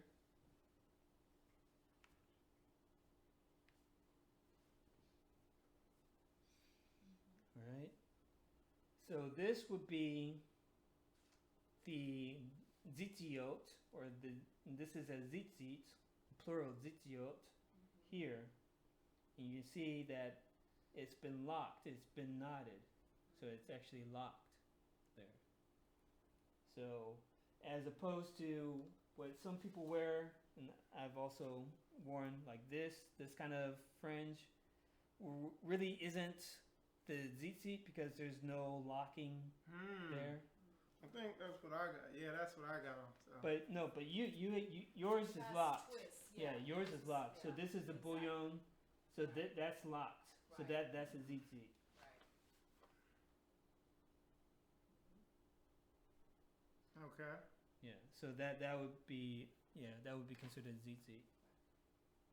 But now this, when you look at this real close, it is braided. The fibers are. Yeah, you gotta get a microscope or Yeah, something. It's hard to see. Yeah. Okay. So in Septuagint, zitzit is translated as crespida, and then the tassel in the passage in Deuteronomy is actually the Hebrew word gadil, which means the sense twisting, thread, tassel, or festoon, fringe, wreath, and in the Septuagint, it's translated in Greek as crespidon. So even in the Septuagint, which was translated by Hebrew scholars from the Hebrew to the Greek language, there are two different words being used. For zitzit, they translate it as crespida, and for gadil, they translate it as crespidon. So two different things. So this, it would be the gadil. And you have four of these, each on the corner. So there's four of these, like Hold on, what's that? Okay, so this would be the gadil on the corner, and we read in Deuteronomy, these are on the four corners. Okay, but this is the thing: the Ashkenazim, they call this the zitzit. This is not the zitzit. This is the zitzit. This is the gadil. All right, and there's supposed to be four of these on each corner. And this goes on the vest. So if you see what I'm wearing, you see on my robe I have the zitzit going across, but then I'm wearing a vest, and then on my vest I have the gadil.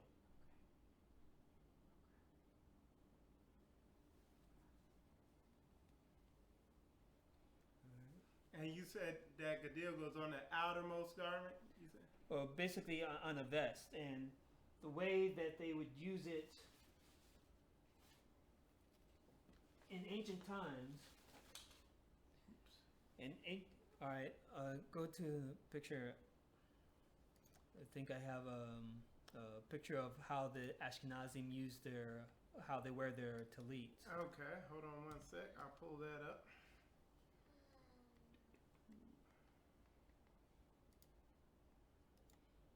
Yeah, there. Okay. So Now, I guess my question would be, what is the difference between the gadil and the tzitzits? Okay. All right. I'll answer You're that. probably going to get to that. So. Yeah.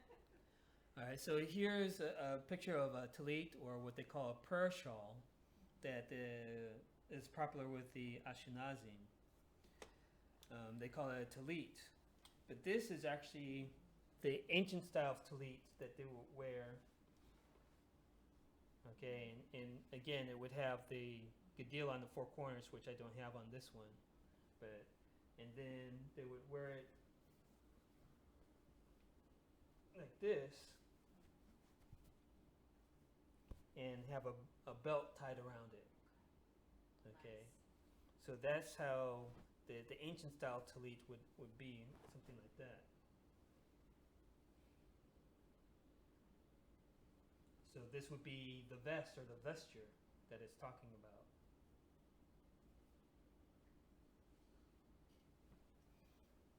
Okay. So it was asked, what's the difference between the tzitzit and the gedil? Basically, would be its placement, and of course the tzitzit goes across the border of the kanaf, or the flap of the garment, and then the gedil goes on the four corners. So there are four. All right. And it talks about, when you look at the Hebrew word, actually. I'll pull it up. You want me to go back to your notes? Yeah. All right. When you look at the Hebrew word for gedil, it actually says, in the sense of twisting, a thread, a tassel or festoon, French wreath. So you see them. It's twisted. It's knotted up. I have it braided like this. So, and of course, and when it talks about the gedil in Deuteronomy, there's no mention of blue, right?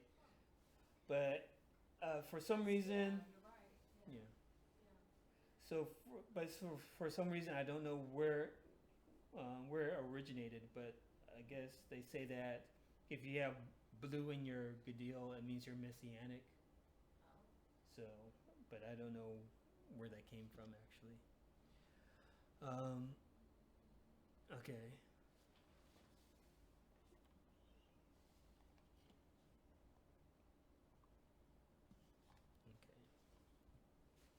All right, so we've cleared that up, that according to what Yahuwah has given us, we have the tzitzit with the ribbon of blue on our garments, and then on our vesture, we have the gedil in the four corners. Now we're going to see how the Mashiach himself dressed and what he wore, and we'll discuss a little bit about that. So we're gonna hit a prophecy in Malachi, chapter 4, verse 2. But to you who fear my name, the Son of Righteousness shall arise with healing in his wings, and you shall go out and grow fat like stall-fed calves. Okay. So he talks about this Son of Righteousness that shall rise with healing in his wings. So Psalm 19, verse 4, in them he has set a tabernacle for the sun, which is like a bridegroom coming out of his chamber, and rejoices like a strong man to run its race. So it's equating the sun to a bridegroom. All right. So we, as Messianics, understand that Mashiach is the bridegroom. Mm-hmm. All right. And then that word wings in Malachi chapter 4, verse 2 is kanaf, an edge or extremity, specifically a wing of a garment or bedclothing, a flap. Okay, so this is actually the same word that's used in Numbers and Deuteronomy, saying that you should put this on the border of your garment. The word border is actually kanaf. Okay, so we have this prophecy saying, but to you who fear my name, the Son of Righteousness shall arise with healing in his kanaf. Okay. Now let's see what actually happened here. Matthew chapter 9, Matthew chapter 9, verse 20. And suddenly a woman who had a flow of blood for 12 years came from behind and touched the hem of his garment. For she said to herself, if only I may touch his garment, I shall be made well. But Yahusha turned around and said, when he saw her, but Yahushua turned around, and when he saw her, he said, "Be of good cheer, daughter. Your faith has made you well." And the woman was made well from that hour. So why would this woman say to herself, "If I only may touch his garment, I shall be made well"? How did she know that? Okay. Because of this prophecy that the Son of Righteousness shall rise with healing in his kanaf.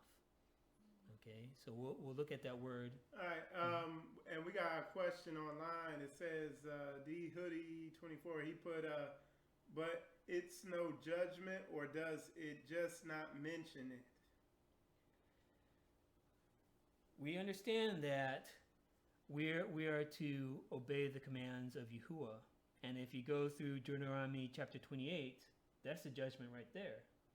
That he says, if you do not obey all these commands, this shall happen to you. Yeah. Okay, so you can go down the list of the blessings and the list of the curses. He said, if you do not follow all these commands, and this is part of the commandments that he's given us.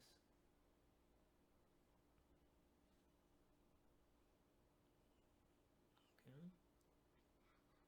So for someone to say that there's no judgment, I mean, we've been here 400 years, so I don't know what kind of judgment you want to, what are you looking for? Wow. It just ain't no way around that. All right. In Matthew 14, Matthew 14, starting in verse 35. And when the men of that place recognized him, they sent out into all the surrounding region, brought him all who were sick, and begged him that they might only touch the hem of his garment, and as many as touched it were made perfectly well. So again, why are they touching the hem of his garment? What's this word hem? And we'll look at the word hem. All right, Mark chapter 6, verse 56. Whenever he entered into villages, cities, or the country, they laid the sick in the marketplaces and begged him that they might just touch the hem of his garment, and as many as touched him were made well. So what is this hem of this garment, and why did they know that they needed to touch it? Again, in Malachi it says, the Son of Righteousness shall arise with healing in his kanaf, right? All right, so that word hem, all right, Strong's G 2899 is crespidon, and remember we saw that crespidon was in the Septuagint was what they translated Gadil. They translated the Hebrew Gadil to the Greek crespidon in the Septuagint. Okay, so and it says of uncertain derivation, a margin, i.e., specifically a fringe or tassel, border, hem. The extremity or prominent part of a thin edge, skirt, margin, the fringe of a garment. In the New Testament, a little appendage hanging down from the edge of the mantle or cloak made of twisted wool. A tassel, tuft. The Jews, we know Yahudim, had such appendages attached to their mantles to remind them of the law. Okay? So that's what they were touching. They were touching the Gadil. So how did they know that? Because of what was mentioned in Malachi. All right? So again, the kanaf is the border, right? And the Gadil is here. All right? So the word garment, that's there. It says they touched the hem of his garment. So hem was that crespidon, and now we're going to look at garment, hemateon, to put on, a dress, inner or outer, apparel, cloak, clothes, garment, raiment, robe, or vesture. The upper garment, the cloak or mantle. So again, when I showed you the ancient talit, that's what they would wear over. That's what they were. That's the garment that they were touching the edge of. Okay. So again, for those of us who, believe that Yahushua is the Mashiach, well, this is the example that he gave us. What did he wear? Did he wear his clothing according to the Torah? It says that he did no sin, and sin is the breaking of the law. Okay? So, and it clearly states that he had healing in his garments, and they were touching the hem. In other words, they were touching the Gadil, and they were made whole. So think about this. It says that we're to walk as he walked, and he also said, "Greater works shall you do." So imagine that we're walking according to the way he walked, which means we dress the way that he dressed, we ate the way he ate, we talked the way he talked, right? We pray the way he prayed. Now, if he walked and he had healing in his Gadil, how much more should we have healing in our clothing as well? Because he went to the Father, right? So he went to the Father on our behalf. So now we have a righteous Kahan, a righteous high priest in the Shemayim, in the heavens, who intercedes on our behalf. So how much power should we have now? And how much power are we denying because we deny him? All right? Here's another way to look at it. It says, "Those who deny me before men, I shall deny before my Father." And we see clearly that he wore his garments according to the Torah. So are we going to say that we're not going to do that? Is that not denying him? All right? I'll leave that, to each individual to, judge within your own hearts when you yourself read the Torah. Okay. So Matthew or Mattiyahu chapter 23 verse 5. This is Yahushua speaking. And he's speaking about, the teachers and the scribes, teachers of the law. "But all the works they do to be seen by men, they make their phylacteries or tefillin broad and enlarge the borders of their garments." Okay. So he's talking about, in this passage, he's talking about men specifically doing things to be seen. So the phylactery or the tefillin, to give a little example of what that is when in the Torah it talks about binding this word upon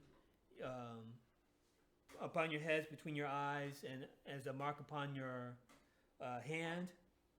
Our ancestors actually physically did this. So you see me here wearing a headband. They would actually have those verses written out and sewn in to their headband. Okay, and again, they would wear armbands, and this one actually does have the Bible verses in it. And they would put it in here, and so that's what they actually would do. But what they started doing, and you see the Ashkenazim doing it, that when they pray, they put this box. They tie this box on their head, right? So that's what he's talking about. They're making it large to be seen by men. Whereas if you actually look at a photo of an ancient tefillin, they've actually found these in Qumran, where they found the Dead Sea Scrolls. It's very small. It's just a small leather headband that they would wear. But again, when you see what they have done, they make now the Ashkenazim, they make these big cube boxes, and they only wear it for prayer. When it doesn't say this is for prayer. It says you're supposed to wear these things, right? But again, and they make broad and enlarge the borders of their garments. Again, border talking about the Gadil. All right, so you see, I'm not going to point out any specific group, but you do see some people that the garment actually becomes more of a costume Yes. and not something that they're wearing day by day. Yeah. You know, they go out and they put on a costume and they do whatever they're gonna do, and then when they're done doing it, they take it off. Right. Right? So to them, it's not something that they wear as actually clothing, but it's more of a costume. So it's not something to be worn as a costume to be seen by men. All right. Again, he's not saying not to do these, not to wear. He doesn't say don't wear tefillin. He doesn't say don't wear borders. He's saying these certain types of men do it only to be seen, which is not the purpose of the fringe. Okay. It's for you to see. Right. Okay. So we're going. Hopefully, that's pretty. Are there any questions on that, or need some more explanation? Someone asked if him is fringes. I think Debrew asked a question in the chat. Mm-hmm. What's the question? He said him is fringes, right? I guess he's asking if Oh. the hem of the garment. All right. In the New Testament, the hem is actually the gedil, the lock. This one. When you look at the Greek word, it's crespidon, which is the gedil on the four corners.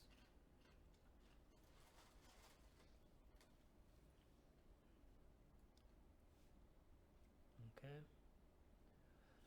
All right. So we talked about the tzitzit. We talked about the gedil. The tzitzit has the band of blue. The gedil go on the four corners. We talked about having pure fabric, 100% fabric. All right, so we're going to talk about gender now. How do I scroll now? Yeah, I get it. It just was. Okay. All right, so Devarim or Deuteronomy chapter 22, verse 5. A woman shall not wear anything that pertains to a man, nor a man put on a woman's garment, for all who do so are an abomination to Yahuwah your Elohim. All right, so this is pretty straightforward, but some people try to make it murky. But we'll hit this. All right, so that word abomination is the Hebrew H8441 to'eba, which is properly something disgusting morally, as a noun, an abhorrence, especially idolatry or concretely an idol, abominable, custom thing, an abomination. Okay, so he's saying that this is an abomination to Yahuwah for a woman to wear something that pertains to a man, and a man to wear something that pertains to a woman. It's something that is disgusting to him. Okay, so how did our ancestors dress? What pertains to a man? What pertains to a woman? Well, basically, we wore robes. The men wore robes. So the women wore dresses. And we'll get into that. So we'll look at the men first. The priests. Well, why I'm going to hit on the priests is that, and we'll get into it, is all priests were men. There were no women priests in Yisrael. Okay, so Shemot, Exodus 19, verse 5. Now, therefore, if you will indeed obey my voice and keep my covenant, then you shall be a special treasure to me above all people, for all the earth is mine. And you shall be a kingdom of priests and a set-apart nation. These are the words which you shall speak to the children of Yisrael. So this is what Yahuwah commanded Masha or Moses to tell the people of Yisrael, that we were to be a kingdom of priests. So not just the Levites, but all all Israelite men are to be a priest. Okay, so we'll bring that, to 1 Peter chapter 2, verse 9. But you are a chosen generation, a royal priesthood, a set-apart nation, his own special people, that you may proclaim the praises of him who called you out of darkness into his marvelous light. So again, repeating that we are a royal priesthood. So we're going to look at Exodus 28, verses 39 to 43. All right, and can you hand me my Bible there? Hand you what? The Bible. And we're going to look at what exactly was the dress code for the priest. And again, when we look at the dress code of the priest, this is talking about men. There were no women priests.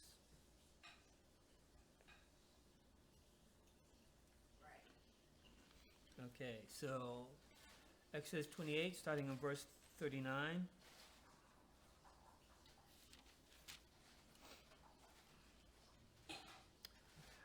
All right. Weave the tunic of fine linen and make the turban of fine linen. The sash is to be the work of an embroiderer. Make tunics, sashes, and headbands for Aaron's sons to give them dignity and honor. After you put these clothes on your brother Aaron and his sons, anoint and ordain them, consecrate them so that they may serve me as priests. All right, so we see a tunic, that's the robe. You see the turban on the head. We see a sash or the belt. All right, verse 42. Make linen undergarments as the covering for the body, reaching from the waist to the thigh. And this in the King James would be breeches. Aaron and his sons must wear them whenever they enter the tent of meeting or approach the altar to minister to the set-apart place, so that they will not incur guilt and die. This is to be a lasting ordinance for Aaron and his descendants. Okay, so these are all male clothing: the tunic, the turban, the sash, the undergarment, or the breeches. So that's what we wear today as trousers, started as breeches, or the underwear. Why were they commanded to wear this? Because nakedness was seen to be an abomination in the presence of Yahuwah. So they were to wear these trousers or this underwear when they entered into the tent of meeting or did their priestly service, so that their nakedness would not be uncovered while they were doing their service. Normally, typically, men and women did not wear underwear. Okay? But saying that, trousers was made for the men. And that's pretty straightforward. Okay? Trousers were for the men. And specifically when they, if not at other times, specifically when they, ministered before Yahuwah. Okay? So this is, going with that. Exodus chapter 20, verse 26. You shall not go up by steps to my altar, that your nakedness may not be exposed on it. So that's why I said normally they didn't wear any underwear. So that's why I said you should not go up on steps to my altar, so that your nakedness may not be exposed. So typically, if they did not have those breeches, if you went up on steps, that would show something. Okay. All right, and we have the episode that happened to David's men in 2 Samuel chapter 10, verse 4. After Hanun took David's servants, shaved off half their beards, cut off their garments in the middle at their buttocks, and sent them away. All right, so this is Hanun, a foreign king that David had sent messengers or envoys to, and Hanun actually insulted them by shaving off half their beards and cutting their garments so that their buttocks would be exposed. You had to send them away somewhere. Okay, so again, in our culture, nakedness is frowned upon, especially in the presence of Yahuwah, but in generally, it's frowned upon. That's why when you read in Genesis or Bereshit, it talks about Adam and Eve, Hawa, they were both naked and they were not ashamed. Why does it say they were not ashamed? Because it would be understood if they had knowledge that they should be ashamed, right? And when you look at the heavens, the Shemaim, you look at his angels, the messengers, all of them are clothed. Yeah. Okay, you don't see, people.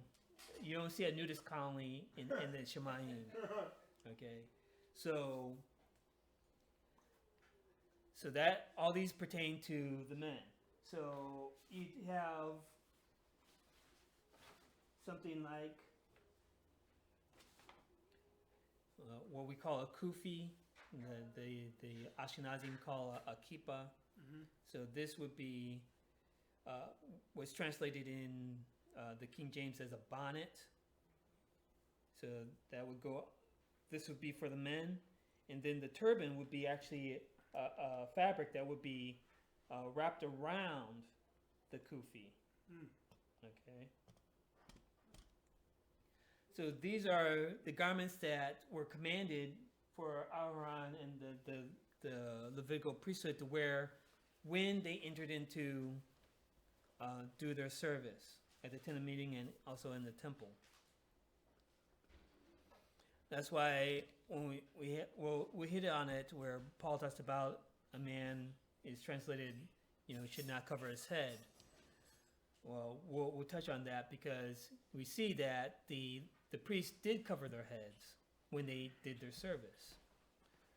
All right. Now we'll look at the women. All right. All right. Before I go to the women, so the men typically would wear the robe, as we talked about. Now, the everyday robe would cover the thighs. It would stop here. This would be your everyday going out in the field working robe would stop here. All right. Actually, the longer the robe is, the more formal the garment. Okay. So it'd be, rich people would wear very long robes because the longer it is, of course, more fabric and the more value it would be in the garment. All right. And of course, when the priest would go into the temple, they wore garments down to the foot. And again, in Revelation, it describes Yahusha, that he's dressed in a robe down to the feet. Oh, yeah. Right? So that's showing that, this is a full robe.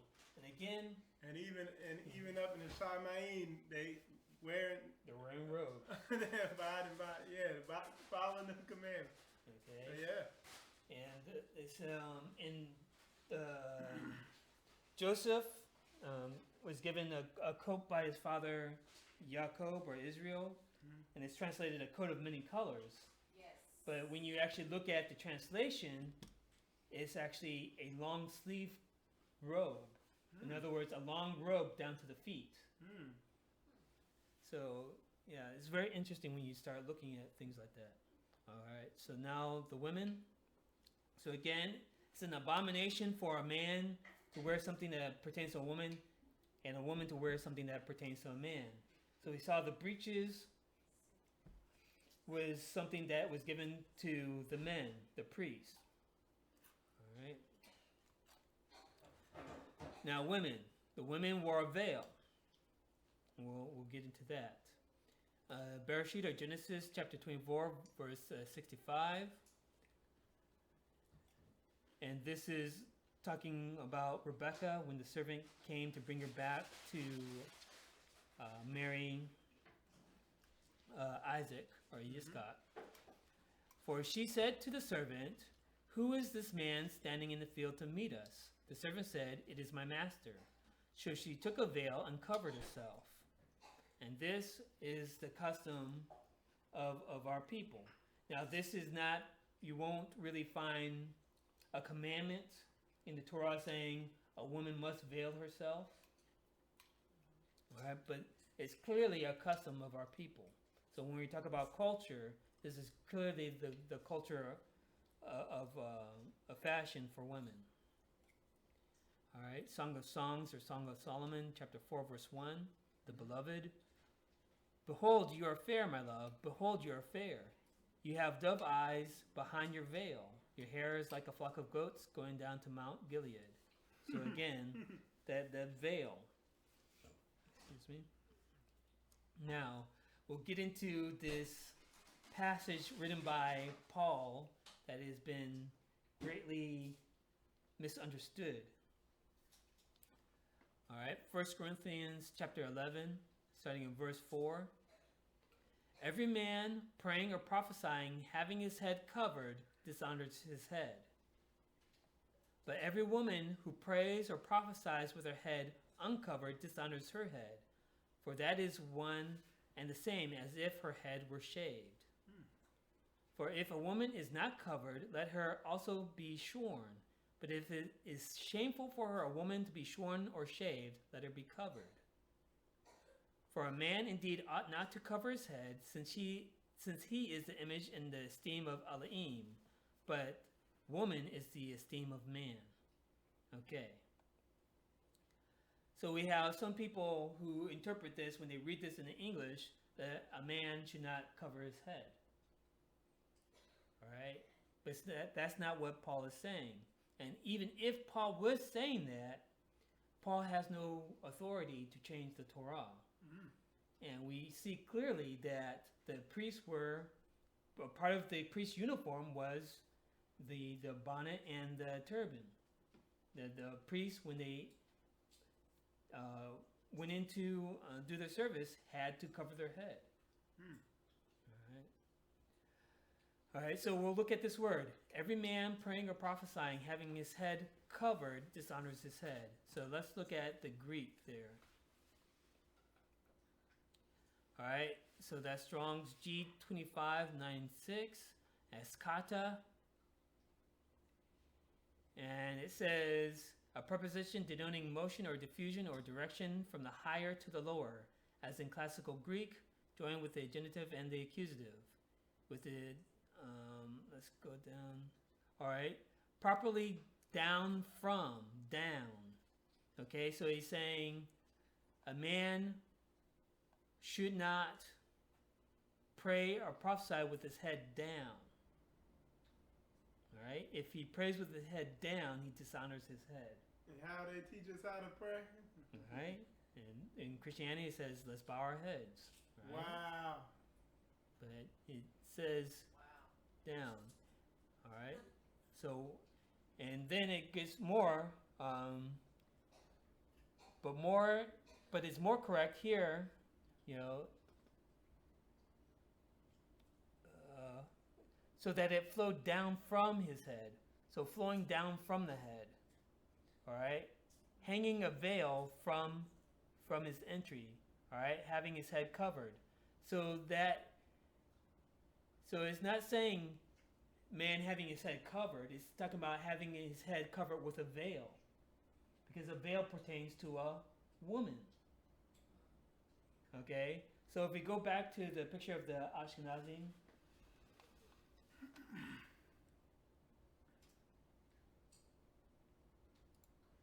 All right, you see how he has his head covered like a woman. That's a veil. All right, he has his head covered like a woman. All right, now go to the next. That's error. That's error. All right, so this is an African woman. You see how her head is veiled, just like that Ashkenazi had his head veiled. All right, this pertains to a woman, not to a man. All right, so that's what Paul was talking about. A man should not have his head veiled like a woman. He's not talking about a turban or a kufi. Or and bowed.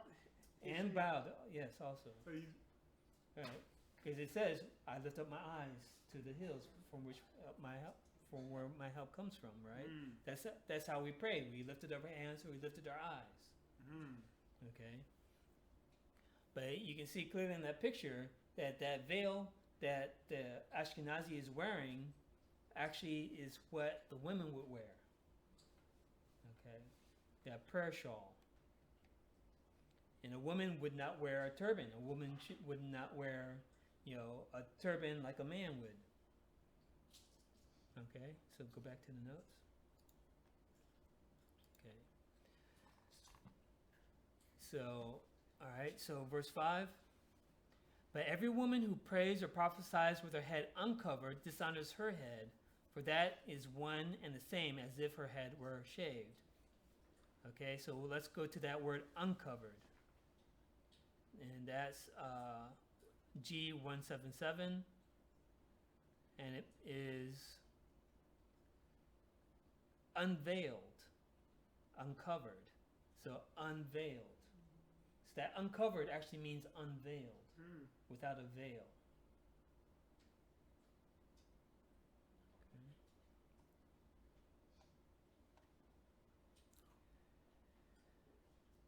For a man indeed ought not to cover his head, since he is the image and the esteem of Elohim. So let's look at that word there. And that is G 2619, and it means to cover wholly, i.e., veil, cover, hide. All right, you can't hide your face with a turban. All right, so it's talking about a veil. All right, saying a man should not veil his head. That's what Paul was talking about. And again, this is Paul. Now he's writing to the Corinthians, and there's a certain reason why he's writing this to the Corinthians, because when you go to the Torah, there's no command. Well, at least if someone can find it, I would appreciate it. But I have not found a command for a woman to wear a veil, but that was clearly our custom. But the thing that Paul was specifically addressing in this letter to the Corinthians was, this is what they were doing in the pagan temples. That the priests and the priestesses to these pagan gods, they were cross-dressed. So the women would shave their hair and to look like men, and then the men would wear their hair long and wear women's clothing. So that's why he's talking. Like now. Yeah, kind of like now. Nothing new under the sun. See the woman with the low, But- fade and a man with long hair. Yeah. Yeah, so that's why he's equating this. He says, for if a woman is not covered, let her also be shorn. Well, why the connection to being covered and being shorn? Because that's what these priestesses would do to these foreign gods. They would shave off their hair and wear men's clothing. But if it is shameful for a woman to be shorn or shaved, let her be covered. So he's addressing a specific issue in Corinth that was happening in his day. Now, we understand for us as Yisrael, as Israelites, a veil pertains to a woman. So Yahuwah clearly said that it is an abomination for a man to wear that which pertains to a woman. Okay, so this is not saying that a man can't wear a kufi. It's not saying a man can't wear a turban. Okay, that some people interpret it when they read the English. It's saying that a man should not cover his head with a veil like a woman.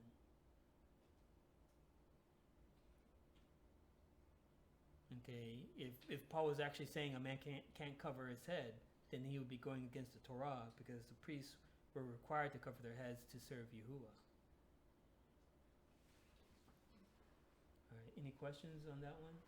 Now, should women cover their hair or their head only when they're praying, or 24 hours a day?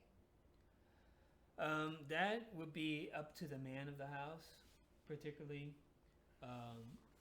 As far as cultural wise, my experience in Africa and the Middle East, I know with the Arabs, whenever a woman is outside the house, she has her hair covered. Her whole body covered in a black sheet. Yeah. As far as the Hebrews in Africa, traditionally the women did cover their heads. Yeah. So it might be a little bit different now that they've adopted more of the Western ways. But as traditionally, far as Torah, Commands. as far as Torah commands, I have not found a commandment that says a woman must, cover her head. Mm-hmm. But if that's what the husband says, then that's the Torah for his house. Yeah. Okay. Okay. All right. So, I'm going to talk a little bit about the white linen, because people see me wearing white all the time. Why did I start wearing white linen?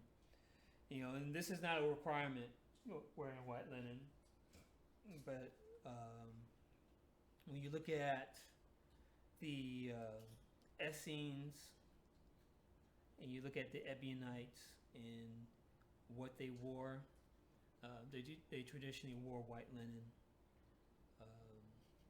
And again, when you look at the uniform of the priesthood, they were required to wear white linen.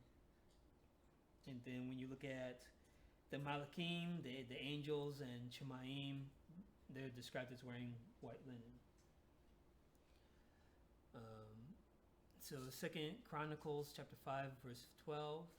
And the Levites, who were the singers, all those of Asaph and Heman and Jeduthun, with their sons and their brethren, stood at the east end of the altar, clothed in white linen, having cymbals, string instruments, and harps, and with them 120 priests sounding with trumpets. Okay?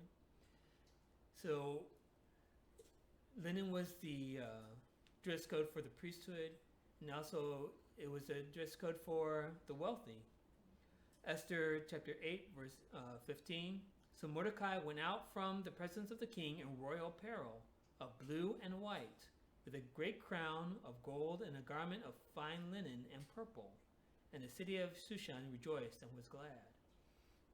If you look online, look at fabric stores, linen will be the most expensive fabric. They're trying to keep it from us. They don't want us wearing it. Linen and silk. Yeah. Ecclesiastes 9:8. Let your garments always be white, and let your head lack no oil. Mark 16:5.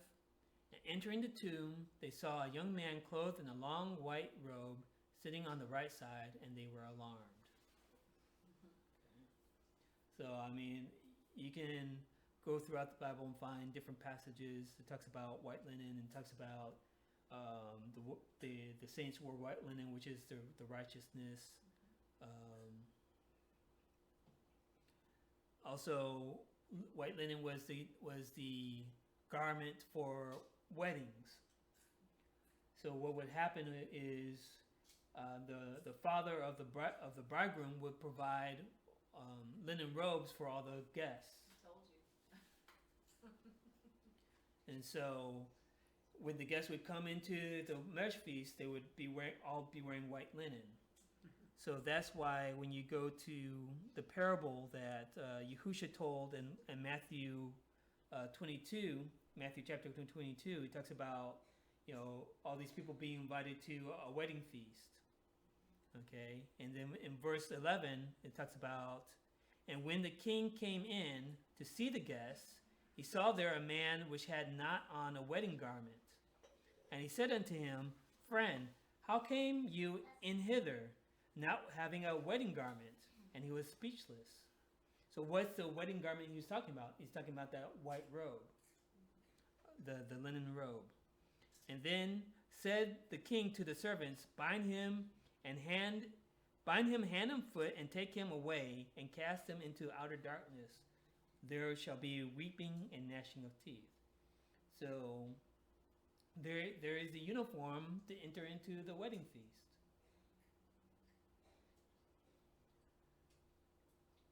Okay, so that's pretty much what I had.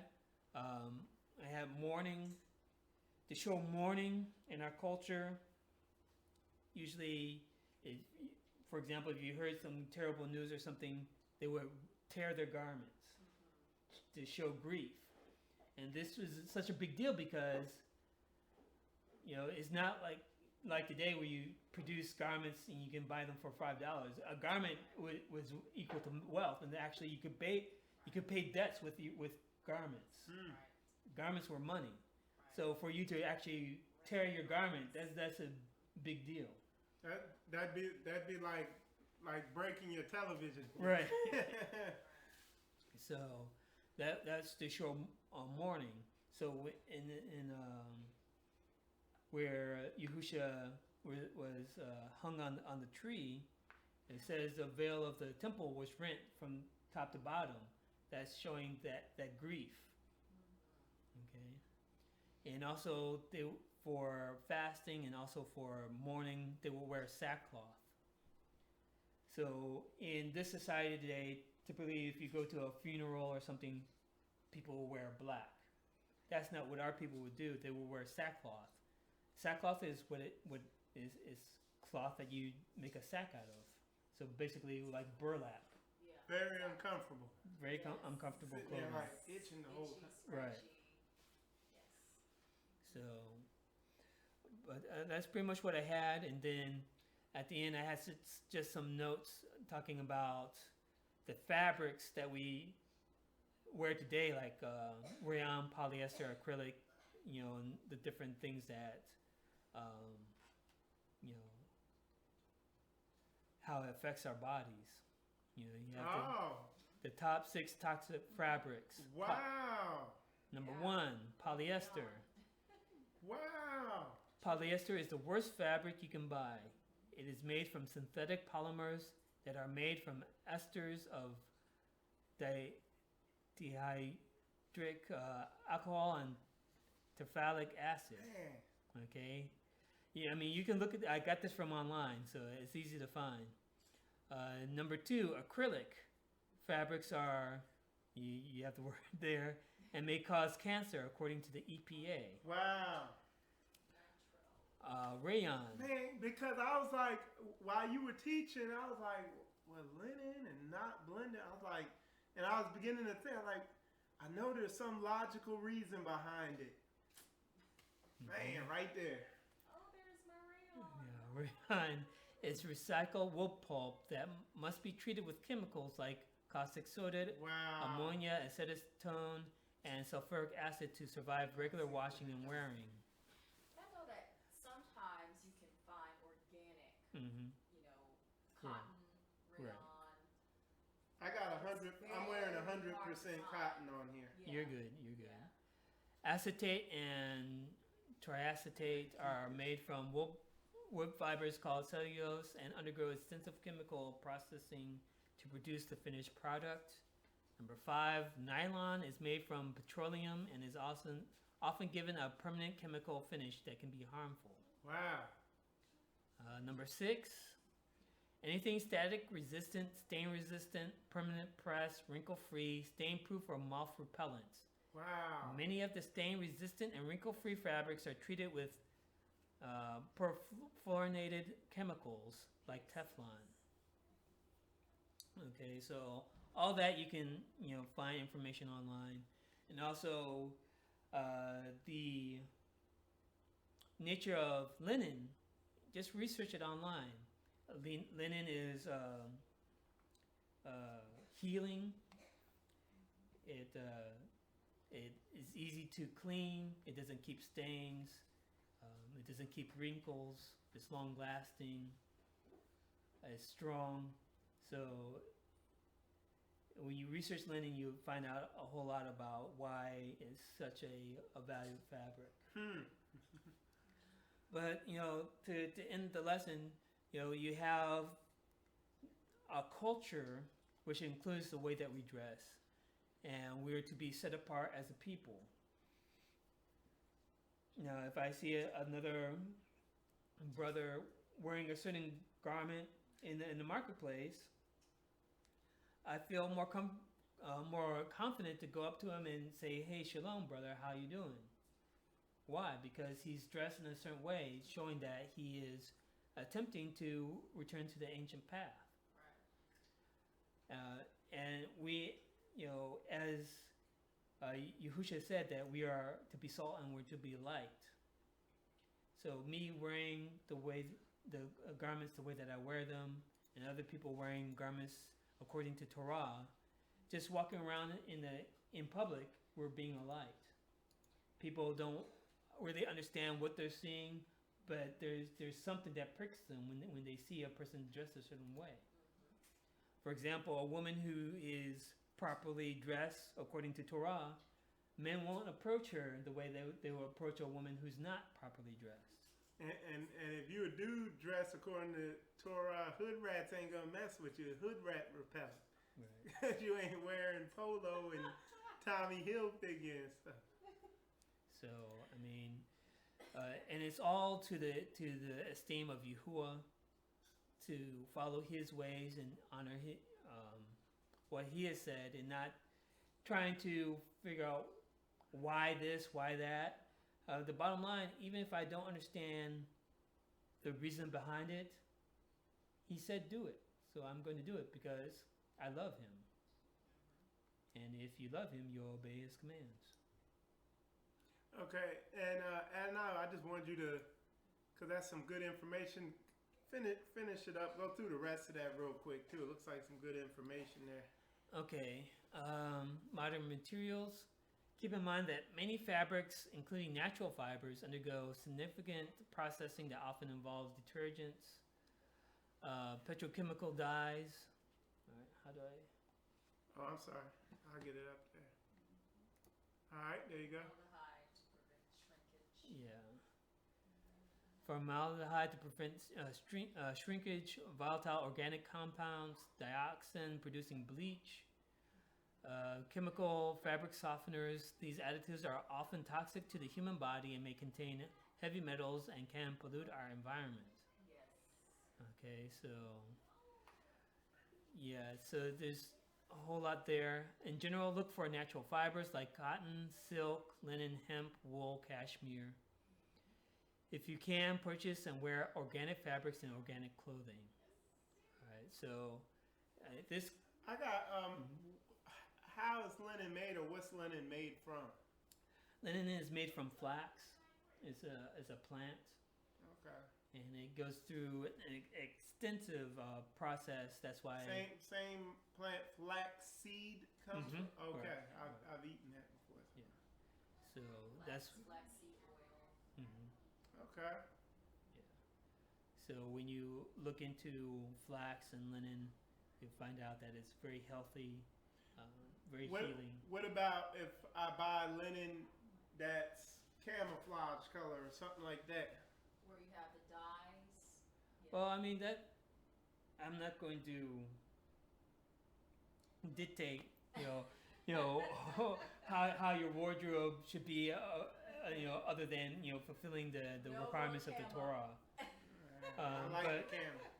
But there is a story that I wish I had brought that. That it's in the book of the priests of Yehuda, and it's not one of the canon books, but in that book it describes a story that I believe it was Alexander the Greek was, conquering different lands and the different regions, and he was headed toward Jerusalem. Mm-hmm. And the high priest went and he prayed, and I heard that one. Go ahead. and Yahuwah told him, when Alexander comes, have all the people dressed in white and have them greet him on the mountainside. So, I mean, it's like, oh, okay, that's what Yahuwah says. So they fasted, and then so they hear Alexander coming with his armies. And when Alexander came to Jerusalem, he saw all the people on the mountainsides and everywhere around the city, all dressed in white. And he approached the high priest, and he bowed down, and he said, "I know that you're the people of the Most High." Wow. And Alexander actually had a dream, and so. And I heard the priest showed him some of the Right. Daniel, Right. book of Daniel, and Right. he said that's me. Right. Yeah. So he actually gave riches to the temple.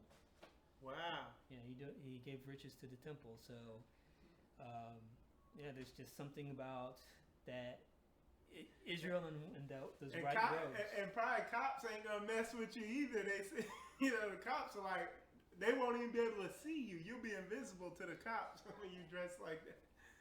So yeah, so these are things that when we return to our ancient culture, that we really have to look at and examine. Yahushua is, again, he said, he who teaches the least commandment and does them shall be called great, but the one who doesn't shall be called least in the kingdom. So that means that the smallest commandment. So some people might consider these commandments to be inconsequential. What's the big deal? But if he said it, if you love him, you're gonna search it out and try to put it into action. Yeah, and for the most, I mean, when you read this stuff, it's pretty straightforward. He's not the author of confusion and stuff like that. So yeah, I agree with that. So do we have any questions in the? I'm checking. I'm gonna check right now. Ask them. Go ahead and ask them. All right. Are Camera. there any questions in the group? All right, and I'm gonna get on here and see if there are. There we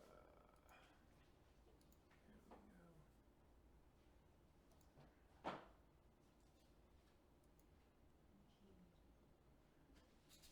Nope, I don't see any questions in the group. Okay. So I'll let's see.